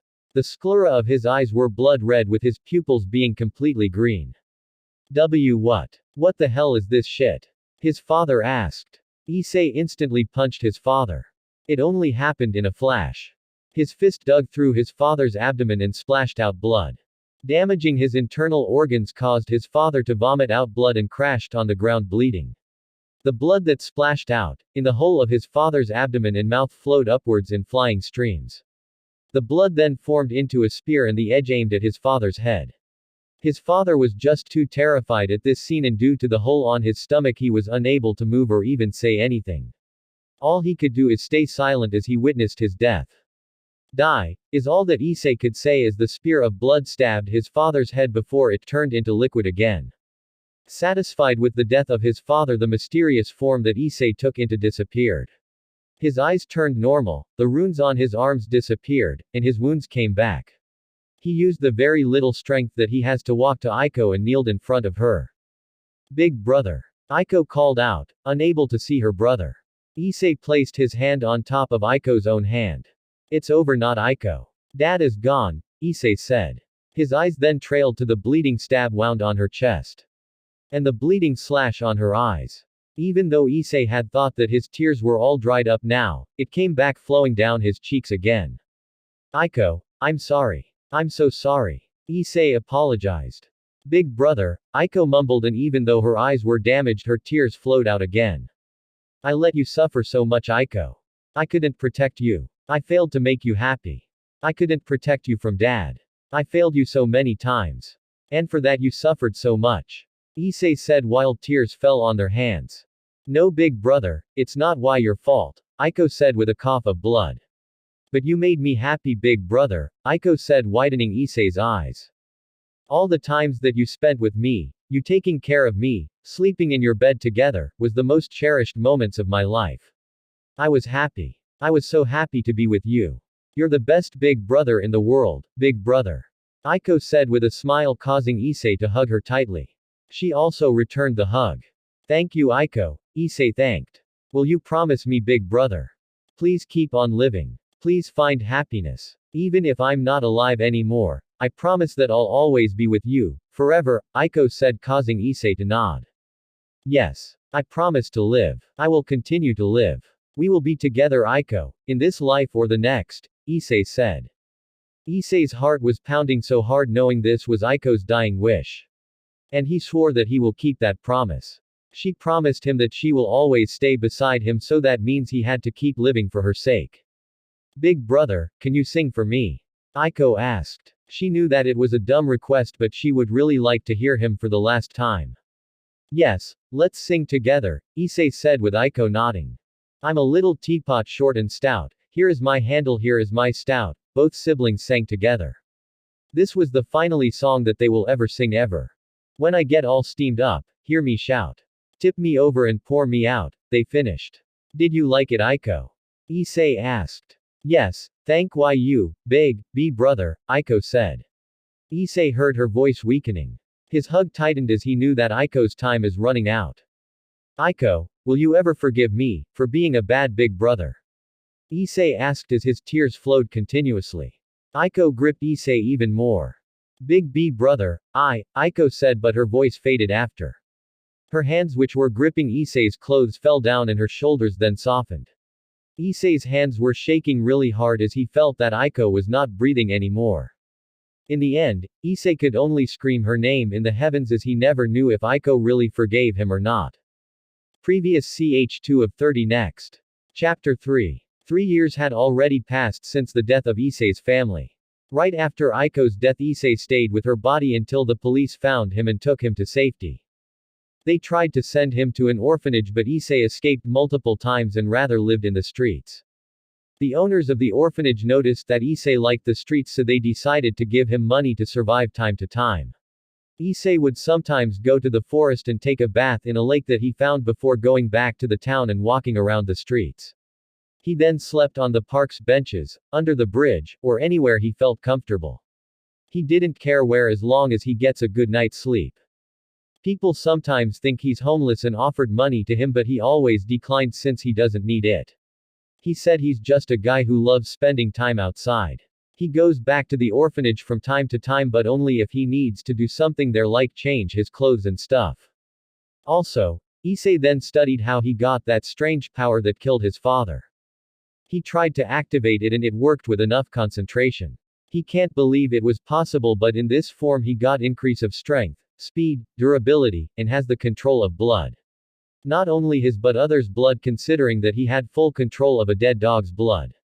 He also learned how to turn his energy into more blood, but he learned that he must be careful not to use too much blood to avoid getting anemia. So to generate more blood he has to pump his heart even more. He discovered how to control his heart and fasten the beat to generate more blood, and it worked. However, if his heart pumps too much it causes him incredible pain. Not to mention it might give him heart attacks. Issei practiced this new power of his and can shoot out blood projectiles and make weapons out of blood like spears, swords, and even bullets and guns. But that's all he can do for now, he needs to practice even more. Right now, a 17-year-old Issei was walking through the streets like how his life is for the last 3 years. I'm a little teapot, short and stout, Issei sang. This was the lullaby that he sang to Aiko since they were young, and he is still singing it since he knew that Aiko is with him due to her promise and would like to hear him sing. Here is my handle, here is my spout. When I get all steamed up, hear me shout. Tip me over and pour me out, Issei finished with a smile. He hoped that Aiko would like it. He then noticed someone familiar in front of him. Yo Issei, I finally found you, a boy that is the same age as him greeted. He has short blonde hair and gray eyes. Hey there, Saji, Issei greeted his friend. This is Saji Genshiro, the child of the owners of the orphanage Issei was staying, or connected to be exact since he doesn't really stay there often. He was friends with him since the day Issei came. He was also the one who toured him around the place and was the one who convinced his parents to let Issei live in the streets but provide money for him. Since Issei never really had a nice school life, Saji was practically his first friend. I've been trying to find you all day, man. You're hard to find, you know that. Saji said as he approached Issei. I also tried calling you but you never answered. Sorry, I put it in silence, Issei said. You forgot to turn off the silence again. Geez, you're careless, Saji said before handing a paper bag. Here's your money for the week. 20,000 yen, Saji said as Issei accepted the bag. Thanks, Issei thanked. Saji was also the one delivering him the money but always gets a hard time finding Issei since he's always wandering around the town. Isn't it lonely to be all by yourself all the time? Saji asked. You hang out with me sometimes, Issei said, making Saji shook his head. I meant when I'm not with you. You're just wandering around the streets all day every day. Even in winter and summer you just stayed out. Why don't you stay at the orphanage or go to school? Saji said. I like the streets, I feel more comfortable around here, Issei said. He does feel comfortable when he's outside. When he was indoors in his past he was usually beaten up by either his mom or his dad, and when he's at school bullies harass him. The only safe place that he could be is the streets. But you need to go to school, man. You're as old as I am. Kids like us need to go to school, Saji said. But why would I need to go to school? Issei asked. Well, for starters, you could make some friends. Hang out with them. I know. Why don't you go to my school? Saji offered. Kuo Academy, was it? Issei asked. Yeah. It's so great there, it just turned co-ed this year. It was a former all-girls school, so that means the female population is over 90% there. Isn't that great? Saji asked with a toothy grin. Issei just smiled. Saji was always been interested with girls. Issei doesn't know why, but he just likes them. Normally Issei would be too, but he was too busy taking care of his sister than to search for a girlfriend. I think I'll pass, Issei said. No bro, you need to go to school. My mom and dad also said so, Saji said.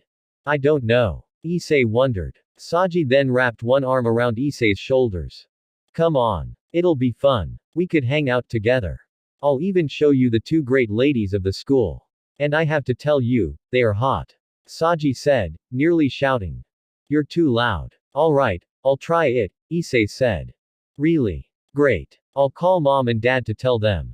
We will prepare your enrollment and your school equipment. Let's go to school together on your first day. Saji said, and Issei nodded. Yeah, Issei said with a smile. Days later, both Issei and Saji arrived at Kuo Academy. Saji was right, the female population is larger. Both boys were wearing the school uniform. Welcome to Kuo Academy, Issei. Saji said. Unfortunately, we're not in the same class, but it's alright, we'll just hang out at breaks. Yeah, we should get going before we get late, Issei said, receiving a note from Saji. Both of them walked to the school. Unknown to them, two beautiful women were watching them from the second floor window.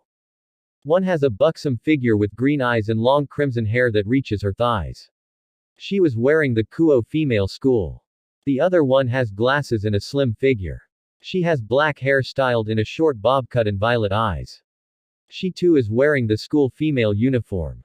Those boys, I can feel something powerful in both of them, the red-haired girl said, causing the other one to nod.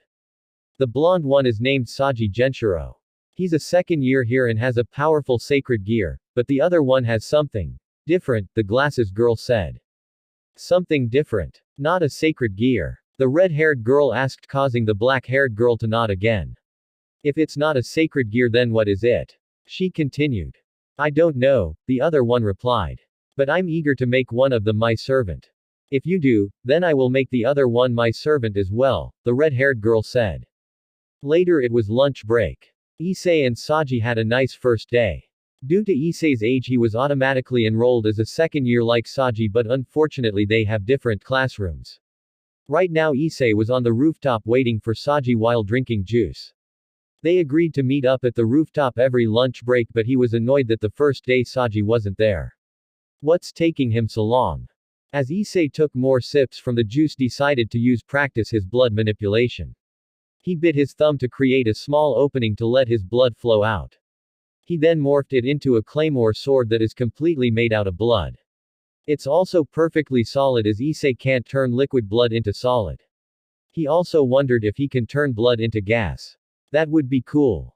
The bell then rang and Issei liquefied his blood before pulling it into his thumb and made his way back to his class. Unknown to him, a blonde pretty boy saw his blood sword. Instead of being confused on what he saw, he just smiled as he was impressed. After school Issei didn't saw Saji again. Where the hell is he anyway? So much for hanging out on the first day. After waiting a few more minutes for his friend, Issei decided to leave it be and go. He was walking around town after leaving his bag at the orphanage. But as time goes by, Issei has been noticing someone following him. It was a short, petite, white-haired girl. He went in a restaurant and ate there and went to the arcade before leaving and going to the park, but every time the girl just kept on following him until the sun had already set. Issei, being annoyed at this, decided to ask her why she is doing what she's doing, but he doubted that she would easily let him do that, so he decided to lure her. He went to a park and past the tree, away from the girl's vision. When the girl walked closer, she saw that Issei wasn't there on the tree anymore.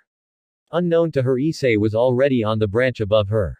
Seeing the girl near enough, he landed on the ground, startling the girl. You've been following me for quite some time now, why? Issei asked. I wasn't following you, the girl replied. I went all over the place and you were there a few blocks behind me. It's not good to lie, you know, Issei said.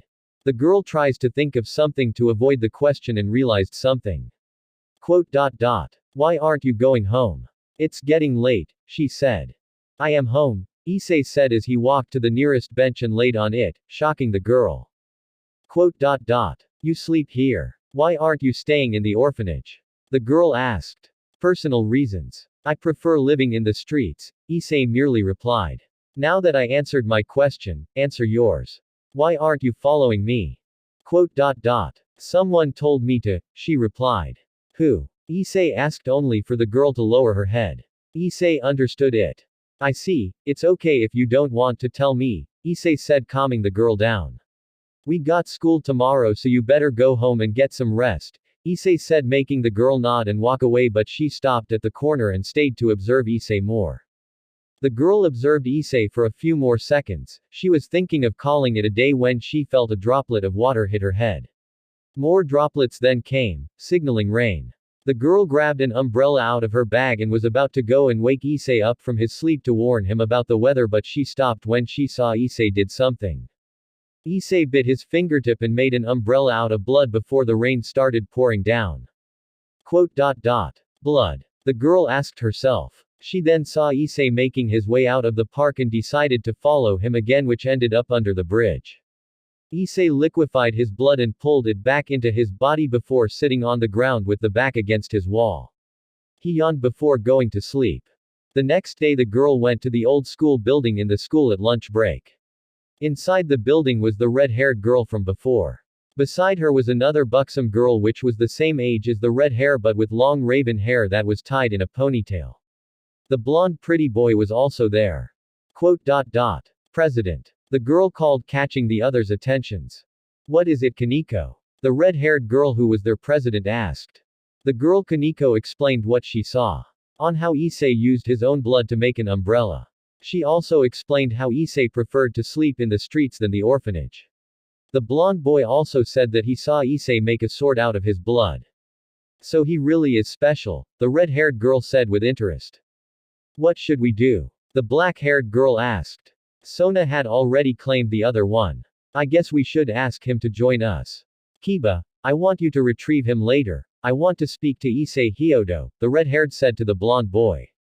Yes, President, the blonde boy named Kiba said. Later, Issei was in his classroom studying.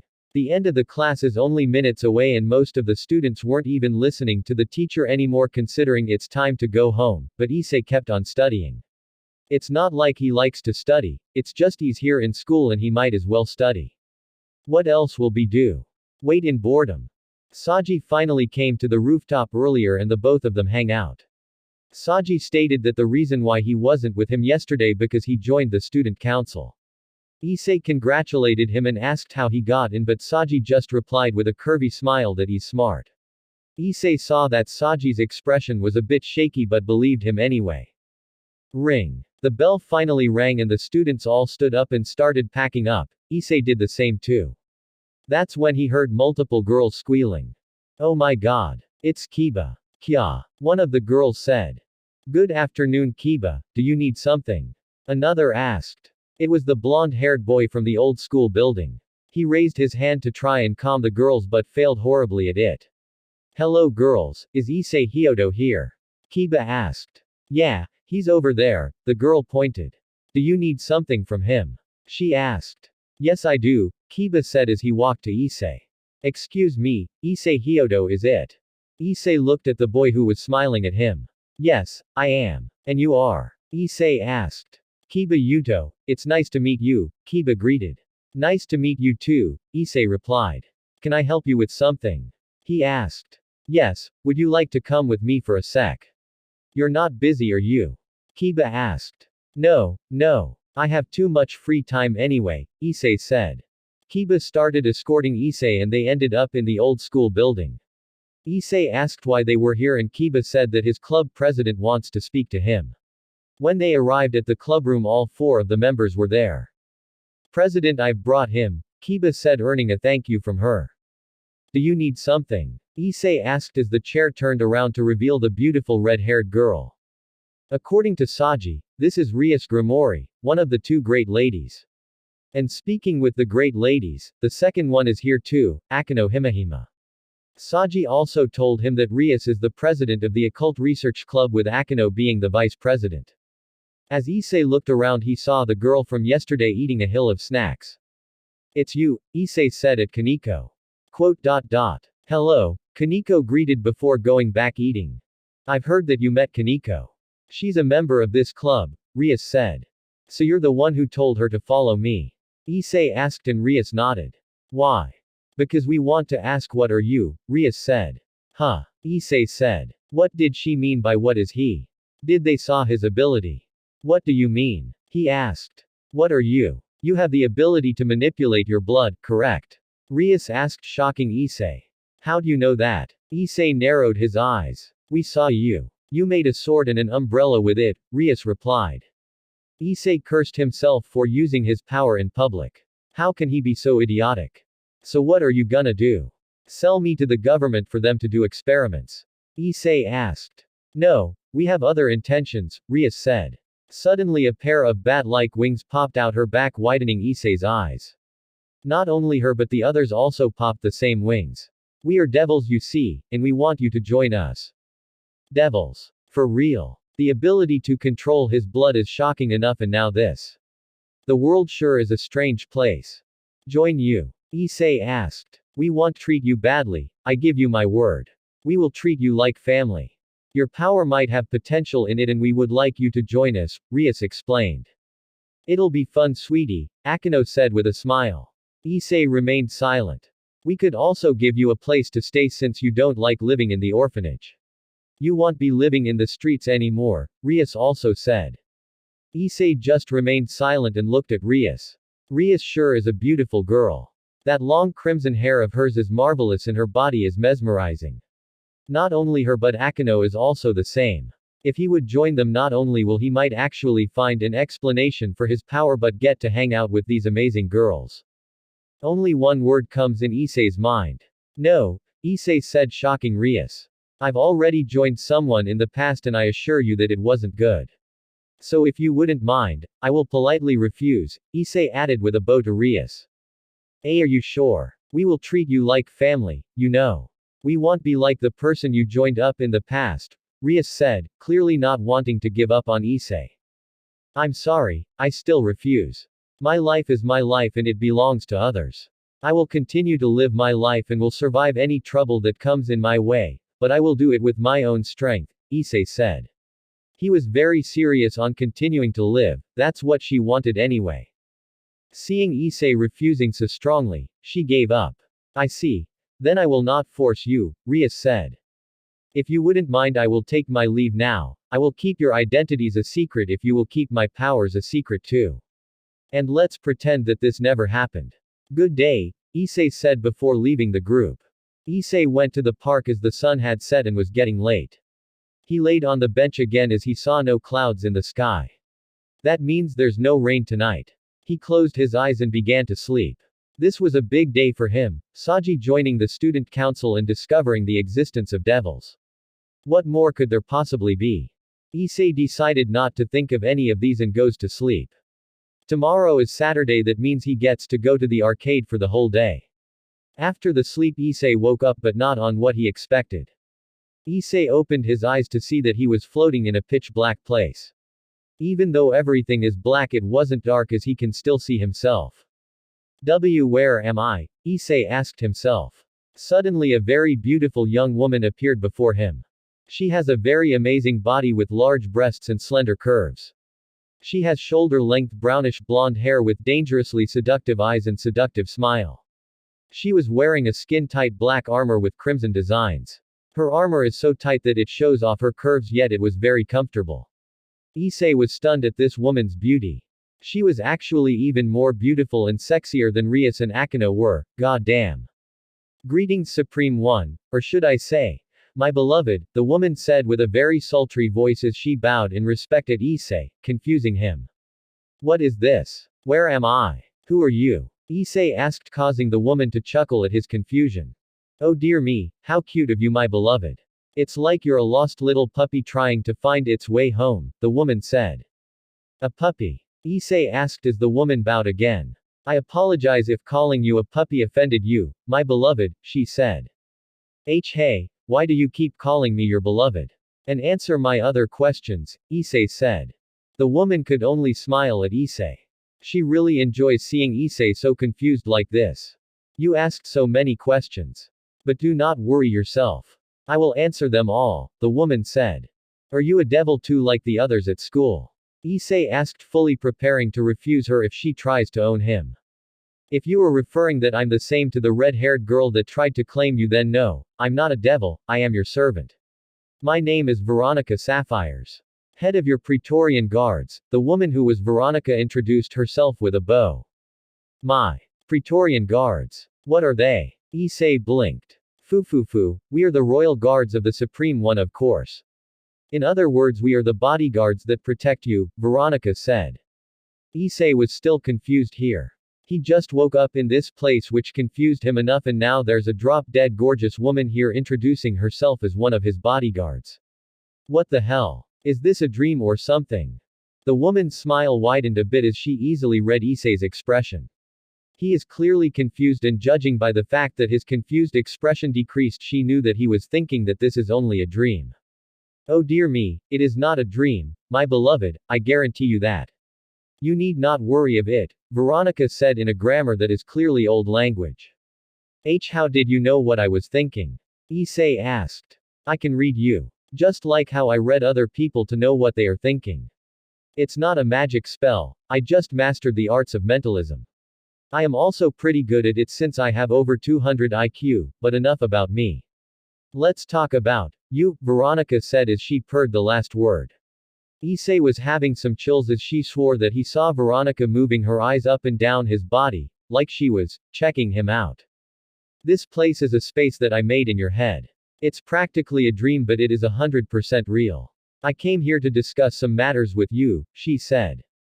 Discuss? About what? Issei asked. Even though Veronica had answered all of his questions, Issei was still confused. She said that this wasn't a dream, but Issei might think it really is. Veronica read his expressions and knew what he was thinking again. Oh dear me, it appears that you are not believing my words yet again when I said it is not a dream. If you are still doubting my words, then I will personally meet with you soon, Veronica said, shocking Issei again as she read his thoughts again. You called me Supreme One and your beloved. Why? Issei asked. It is very simple, my beloved, Veronica said. With a flick of her fingers they were then transported to a balcony of a very huge castle. With widened eyes, Issei looked around and saw that the buildings stretched as far as the eye can see. The buildings were all beautiful and big, but the castle that he is in is even bigger. He doesn't know how he got there and why is he here. This place is known as Azralia. Your kingdom, and you are the king, Veronica said as she shifted her eyes below. Issei also looked down and saw thousands of soldiers lined up in cohorts. They were all wearing full-plated crimson armor, each while holding a crimson shield with golden designs. The shield was rectangular shield that curves around the body. The height of the shield is from the chin to the knees and the length of the shield is from one shoulder to another. Each were carrying spears with crimson designs on the blade and swords sheathed on their right hips. Purple capes were also connected on the back of their armor with beautiful designs. Even though these were just the normal soldiers, the designs in their armor showed that they were veterans of war. All hail the Supreme One. A red-haired female soldier who was on the front shouted, which caused the other soldiers to chant, All hail the Supreme One, too. She was also wearing crimson armor. Issei had his jaws dropped as thousands of soldiers were hailing him. Issei never felt this before. Not only does Veronica calling him the Supreme One, but these people were also calling him that. Seeing his confused look again, Veronica had to explain. This is one of the many armies that you possess, Supreme One. This is the first Red Legion. The strongest out of your 50 Red Legions. Your generals can take command of any of your legions except the first one. The First Legion is personally commanded by your best and most loyal general of all, Urza Scarlet. She is so superior that people from Azralia would go so far as to call her the strongest general of 1,000 battles. And before you ask, yes, she did fought more than 1,000 battles already, and some of those battles are wars as well, Veronica said. I don't know what's happening. What do you mean by this is my army? Issei asked. There's no way in hell that this is his army. It's already impossible for him have an army. He's just a 17 years old, for goodness sake. I meant what I said. This is your army, this is your kingdom, Azralia. We, the Azralians, are your devoted servants, and you are the Supreme One, our King, the Almighty Blood Lord, Veronica explained. Issei was still having trouble dealing with this. Him a king. How and why did this happen? As Issei was thinking of this, Veronica once again read his expression and knew his thoughts. You created us, my beloved. You are our king. Everyone in this kingdom is absolutely loyal to you, for the reason they existed was you. Your words are absolute, and for that we shall obey it at any cost, Veronica explained. She then smiled as she was about to answer his second question. Let me answer your second question, she said, catching Issei's attention. I call you, my beloved, because. Veronica walked closer to Issei, leaned onto him, wrapped her arms around his neck, and captured his lips. Issei widened his eyes. Veronica was kissing him. This was the first time he ever kissed someone, ever. And even though he just met Rias and Akino, who were the two great ladies of his school, this woman is the most beautiful woman he had ever seen, and she kissed him without warning. The warmth of her lips blurred Issei's mind, and more static was felt around his body as he actually felt her tongue slid inside his mouth. Unable to move his arms due to the intense pleasure he was feeling, Issei used his legs to try and get away from Veronica, but she merely moved her left hand down and wrapped his hips to prevent him from escaping. After Issei managed to grip his senses, he pulled his head back to avoid passing out in pleasure. Hey. What are you, HMMP? But Veronica greedily grabbed the back of his head and pushed it forward to catch his lips again. She clearly wasn't going to let him get away. She took her time tasting her beloved as she embraced him. As her tongue moved around Issei's mouth, she was starting to purr. But after 5 minutes, Veronica's merciless kiss finally ended. She parted her lips away from his to avoid knocking him out. A trail of saliva was visible when they parted. Seeing Issei frozen in shock caused Veronica to giggle and moved her lips to his ear. It's because I'm in love with you, my beloved, Veronica honestly whispered to Issei's ear, shocking him again. Before Issei could control himself again, Veronica spoke.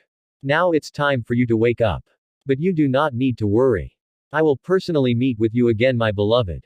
I will stay by your side and take any orders you will bestow upon me. And when the time for you to decide has come forth, we, your devoted servants, will conquer everything and make you the true ruler of all. All hail the Supreme One. Veronica's voice echoed as Issei's vision brightened. With that, Issei opened his eyes for real this time. What he saw is the morning sky. He sat up on the bench of the park where he slept the whole night and stretched. The only thing he did is hope that all of those was just one big crazy dream. If not, then his first kiss was stolen. Hours later, Issei was at the arcade playing games. He was playing Street Fighter there. Issei spends his weekend playing games at the arcade from morning to evening if he doesn't feel like walking around town. This caused his to be really good at games, especially fighting games. While playing the game, Issei was wondering if the dream he had was real or not. He has a strange ability to control blood, and devils exist, so it must be possible that the dream is real. Yeah, right. If he really is a king, then why did his servants no save him like before? Why didn't they appear to help him fight his father? Game over, you lose. What the hell? Issei said as his defeat interrupted his thoughts. Annoyed at losing, Issei grabbed another coin and restarted. He fought but was defeated. He put another coin but was defeated again. Instead of being annoyed, Issei was starting to get angry at this. He kept on restarting and restarting but was utterly defeated every time. What the hell is this? Issei asked in anger. After another defeat, Issei stood up. He walked around the gaming machines to see who was his opponent, but what he saw froze him. Oh dear me, did I upset you, my beloved? She said. What the hell? Issei asked in shock. It was Veronica Sapphires. The same woman in his dream. The only difference is she was wearing a very fancy and a very tight black dress. She was also wearing golden necklaces with red rubies. Not only that, but she wears golden bracelets too. Her makeup wasn't heavy, it's because she doesn't need it, she is beautiful enough. How is she here? She's real. If she is real, then the dream he thought was a mere dream is real. These are all the thoughts that ran through Issei's mind. All Veronica could do is giggle at him. To her, seeing her beloved like this is just adorable. Don't act so shocked, darling. I told you I would meet up with you, remember? Veronica said as she stood up. How is it possible? Issei asked. There are many things in this world that you don't know that exist. Well, I could not possibly blame you for that. Veronica sat up and turned to Issei. Come, we have much to do, she said and walked out the arcade. Issei decided to follow her only to see a black limo parked outside. What the? Issei mumbled as the driver opened the door for them. Veronica entered first and sat on the seat, making sure that there's enough space for Issei to sit on. What's the matter, my beloved? If we don't hurry we would be falling behind schedule, Veronica said. Issei snapped out his shock and went inside. After getting inside, the driver closed the door and drove away. Issei was sitting there beside Veronica. Issei was very nervous as this is his first time in a limo, but Veronica is just as very calm. She is so calm that her legs are even crossed with her hands on top of them. Do not be troubled, my beloved. This is your limousine. Yes, it belongs to me, but since I belong to you, that means this belongs to you too, Veronica explained. Wait, you don't belong to me, Issei defended, causing Veronica to giggle. I do belong to you, literally. Both body and soul. You created me, did you not? Veronica said. How did I create you? I never created anything in my life. Issei said, causing Veronica to sigh. Oh dear me, this is quite troublesome, Veronica said. If I tell you everything to you right now, the shock will be so great that you would not believe a single word that I said. The presentation of your army and kingdom was a shock enough to you anyway. So I decided to take it easily. It may take some time, but even if the process is slow, you will still know all the knowledge that needs to be learned in time. Veronica explained. I still don't know what's going on, Issei said. You need not worry of it, Veronica said as she slid closer to him, causing Issei to flinch a bit. Just take your time to take all of these in. We have all the time in the world, Veronica added as she pushed herself to Issei. Why, you're too close. Issei blushed. Having this incredibly beautiful woman rubbing against him made him very nervous. Her dress was skin-tight black dress did hide her marvelous body, but it didn't hide her curves, and the side of her breasts made things even worse. Issei tried to move away to gain more space, but as he moved to the side, Veronica followed him, not allowing any space between them at all. Issei moved and moved until he was pushed against the corner of the door, pinning him completely. It was all according to Veronica's plan. Do you not like touching me, my beloved? Veronica asked Issei, sending chills down his spine. And no, I don't, Issei said, but Veronica read him again. She doubted his words. Are you sure? Veronica asked again. Yes, Issei responded, but Veronica doubted it again. She moved one of her arms around Issei's shoulder while the other one moved under his shirt, touching his torso. Issei flinched a bit as this tickled him. She pushed herself even closer to Issei and moved her lips to his ear. Are you sure? Veronica whispered slowly and sultrily. Issei wanted to say yes again, but when he opened his mouth the words won't come out. It's like he's mesmerized by her. The way she pushed her incredibly soft body against him, the way she touches and caresses him, and the way she looked him in the eyes, made him unable to do anything but submit to her.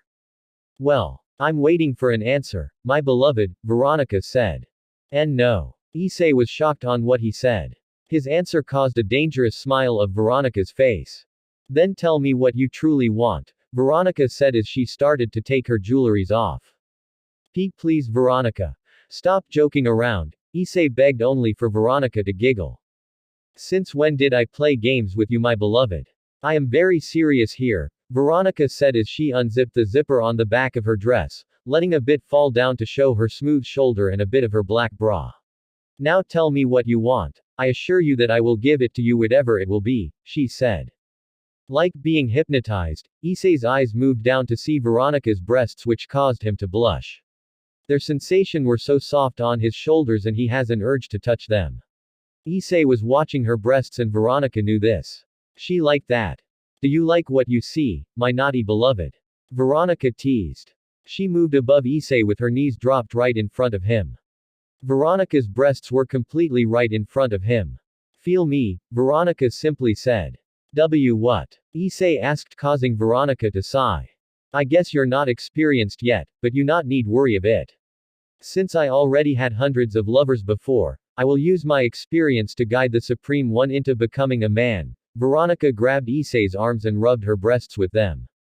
The softness of a real woman's breasts were devastating to Issei's consciousness. This was so good to be true to him. All you need to do is enjoy your hands with my tits, I will do the rest, Veronica said, letting Issei rub her breasts. Veronica Issei said, but Veronica put a finger on Issei's mouth to interrupt him. Shish, as I said, you need not worry of it. Just enjoy the moment. I promise you, as the leader of the Praetorian Guards, I will satisfy your carnal lust, Veronica said as she hugged Issei while pressing her body against him. She then pushed her lips against his. Issei was about to give into lust. When Veronica kissed him, he nearly passed out due to the sensation. But this feeling he's experiencing right now holds nothing to that. The warmth of the kiss and the softness of her large breasts were just a fraction of pleasure that was about to come. And at that moment a past memory struck Issei. Aiko being raped. Stop. Issei shouted right after he pushed her off. You want to be rough? I will do as you please then. Veronica gripped Issei's shirt hard and was about to ravage his lips again, but she then noticed Issei looking very pale. Using her intelligence, Veronica recalled what could possibly affect Issei this much. What could possibly scared him so much to look this pale? Was it his mother? His father? Or his? Understanding the situation, Veronica got off Issei and put on her bra before putting on her dress. I apologize for my actions, Supreme One. I should have known better of your thoughts, but I failed to do so. I am a disgrace as your creation, Veronica apologized deeply. Veronica is a very intelligent woman which can easily read people's minds through their expression. She is so powerful and smart that it earned her the position of head of the Praetorian Guards, the Blood Lord's personal bodyguards. But her deed today was extremely foolish to her. Not only did she fail to remember Issei's pain in his heart, but she reminded him of what haunted Issei for so long. The only thing that she wanted was to pleasure Issei as best as she can. She knew that her beloved suffered so much, so she wanted to give him happiness with her own body. Yet instead of helping him, she made things worse. How could she be foolish? Hurting Issei, hurting the Supreme One, and hurting her beloved is unforgivable to her. For my foolish actions, I will take full responsibility, Veronica said, catching Issei's attention. Issei widened his eyes as Veronica summoned a knife out of dark energy. The shock didn't come from the sight of another strange power, but on the fact that the blade pointed directly at Veronica's neck. What are you? Issei tried asking but is completely confused. He didn't know if she is joking or really serious about this. Even if I knew that it is unforgivable to hurt the Supreme One, I will still offer you my life. Farewell, my love, Veronica declared as she seriously tried to stab her. Stop. Issei quickly ordered, causing Veronica to obey instantly and stopped her hand. Issei couldn't believe it. She was seriously about to kill herself as he didn't stop her. And for that. For reminding him of his past. That's ridiculous. What are you doing? You're gonna take your own life for just reminding me of my past. Issei asked, not believing this situation. I am a mere servant. One of your many creations. My existence is solely directed on serving the Supreme One. And my foolish action reminded you of your past, hurting you mentally, Veronica said, not even looking at Issei in shame. Issei raised his eyebrow. Is she serious? Just because she reminded him of something unpleasant doesn't mean she needs to actually take her own life. A simple sorry would be fine. You can't just take your life because of something like that. What the hell were you thinking? If I really am the Supreme One, then I will tell you that you should cherish your life and not take your life for as simple as that. You're forgiven for what you've done. Issei ordered, and Veronica faced him to bow to him. I hear your mercy and I will accept it with all my heart. I thank you deeply for your generosity, Veronica said with a very serious tone now, not her usual playful and teasing, sultry voice. Despite her voice being so serious, Issei could hear a slight hint of happiness. He blinked at this, she really is treating him like a king. If she is this loyal and devoted, maybe he would answer his question, a question that Issei would really want to know. Veronica, if I am your supreme one, then why didn't you show up when I needed you the most? Issei asked as Veronica flinched. When my mom beat me up back to back, when my dad forced me to join him, when my sister got raped, when my dad and his gang attacked us, where were you? Issei asked as he started glaring at Veronica. Veronica gritted her teeth before responding. I am sorry, Supreme One, I am sure that you will know it in time, but now is not the right time to know it. It is still too early for this knowledge, Veronica said. Issei urged to know why did Veronica and the Azraelians not help him and his sister. But if they are this loyal to him, they would help him in an instant. But why didn't they? Issei knew that they might have a good reason for this. So he decided not to ask it and trust Veronica's words that he will learn this eventually. Sit back down, I won't ask any more, Issei said as Veronica obeyed. Tell me, what are we gonna do? You said that we have a schedule. Tell me about this, Issei said as Veronica nodded. Certainly, my beloved, Veronica said with her voice returning back to the usual sultry tone. Our first yet only schedule for the day is to find a senjutsu user. Your body is normal if you compare it to human standards, but compared to being the blood lord that you are, your body is extremely weak and frail. We need to strengthen your body and increase your powers, and for that we need an expert senjutsu user to replenish your lost blood and prevent you from getting close to death while training, she explained. A magic screen revealed 3 people. 1 male and 2 females. Issei instantly recognized the girl with white hair. The first one is named Sharon, or should I say, Kaneko. I believe that you've met her already, Veronica said. Yes, Issei nodded. She is a Nekomata, or a Nekosho to be exact. But she is already a member of the Grimoire household. And I doubt that they'll hand her to us that easily. Veronica said. Issei blinked in shock. Veronica said that this girl is a Nekomata. If he's not mistaken, Nekomatas are cat spirits in Japanese myths. He never really cared if these creatures do exist or not, but it was still a shock that they do exist. Yes, my beloved. These creatures do exist. Along with the other mythical creatures that you have probably heard of, Veronica read his mind again. Ah. Why yeah, Issei said, not really comfortable being read by this woman. Her master is the younger sister of the Red Mao as well. Taking the cat would mean declaring war on the devil race. And we don't want unnecessary conflict on anyone. But if you really want to, we can force to take her away from them, Veronica continued. No, that would just kidnapping. Issei said. If my beloved doesn't want to take her, then we shall not, Veronica said. The second one is a descendant of Sun Wukong, the Monkey King. But he is a member of another organization called Chaos Brigade, so he's out. And the last one? Issei asked. This is the easiest one to take. She is Kuroka, the elder sister of Sharon, Veronica said. Wait, if she is the sister, then that means she's also a devil. Issei asked, earning a nod from Veronica. She is, but unlike her younger sister, she killed her master. This is due to her master trying to use her power for his personal greed and was also targeting her younger sister. Fearing this, she killed him and became a stray devil, Veronica explained. Is a stray devil a devil that abandoned or killed their master? Issei tilted his head, earning another nod from Veronica. She is planning to join the Chaos Brigade for protection against the devil hunters, but if we offer her a position in our ranks and give her protection, she might accept, and in return she will offer her powers to the Supreme One. It's a win-win situation if you as me, Veronica said, with Issei understanding why she said that this girl is the easiest one to take. But we must hurry. Our scouts reported that the Chaos Brigade is planning to recruit her as well, Veronica said. And we're on our way to offer her already. Issei asked. Yes, and if she refuses, leave the manipulation to me, Veronica said, shocking Issei. Issei remained quiet, but if Veronica did try to manipulate this woman, then he will step in to stop her. Even when Issei has still trouble to grasp all of these up, he just goes with the flow. From this day onward, Issei's life as a king begins. But the question is, how will his rule affect the world? First, previous ch3 of 30 net.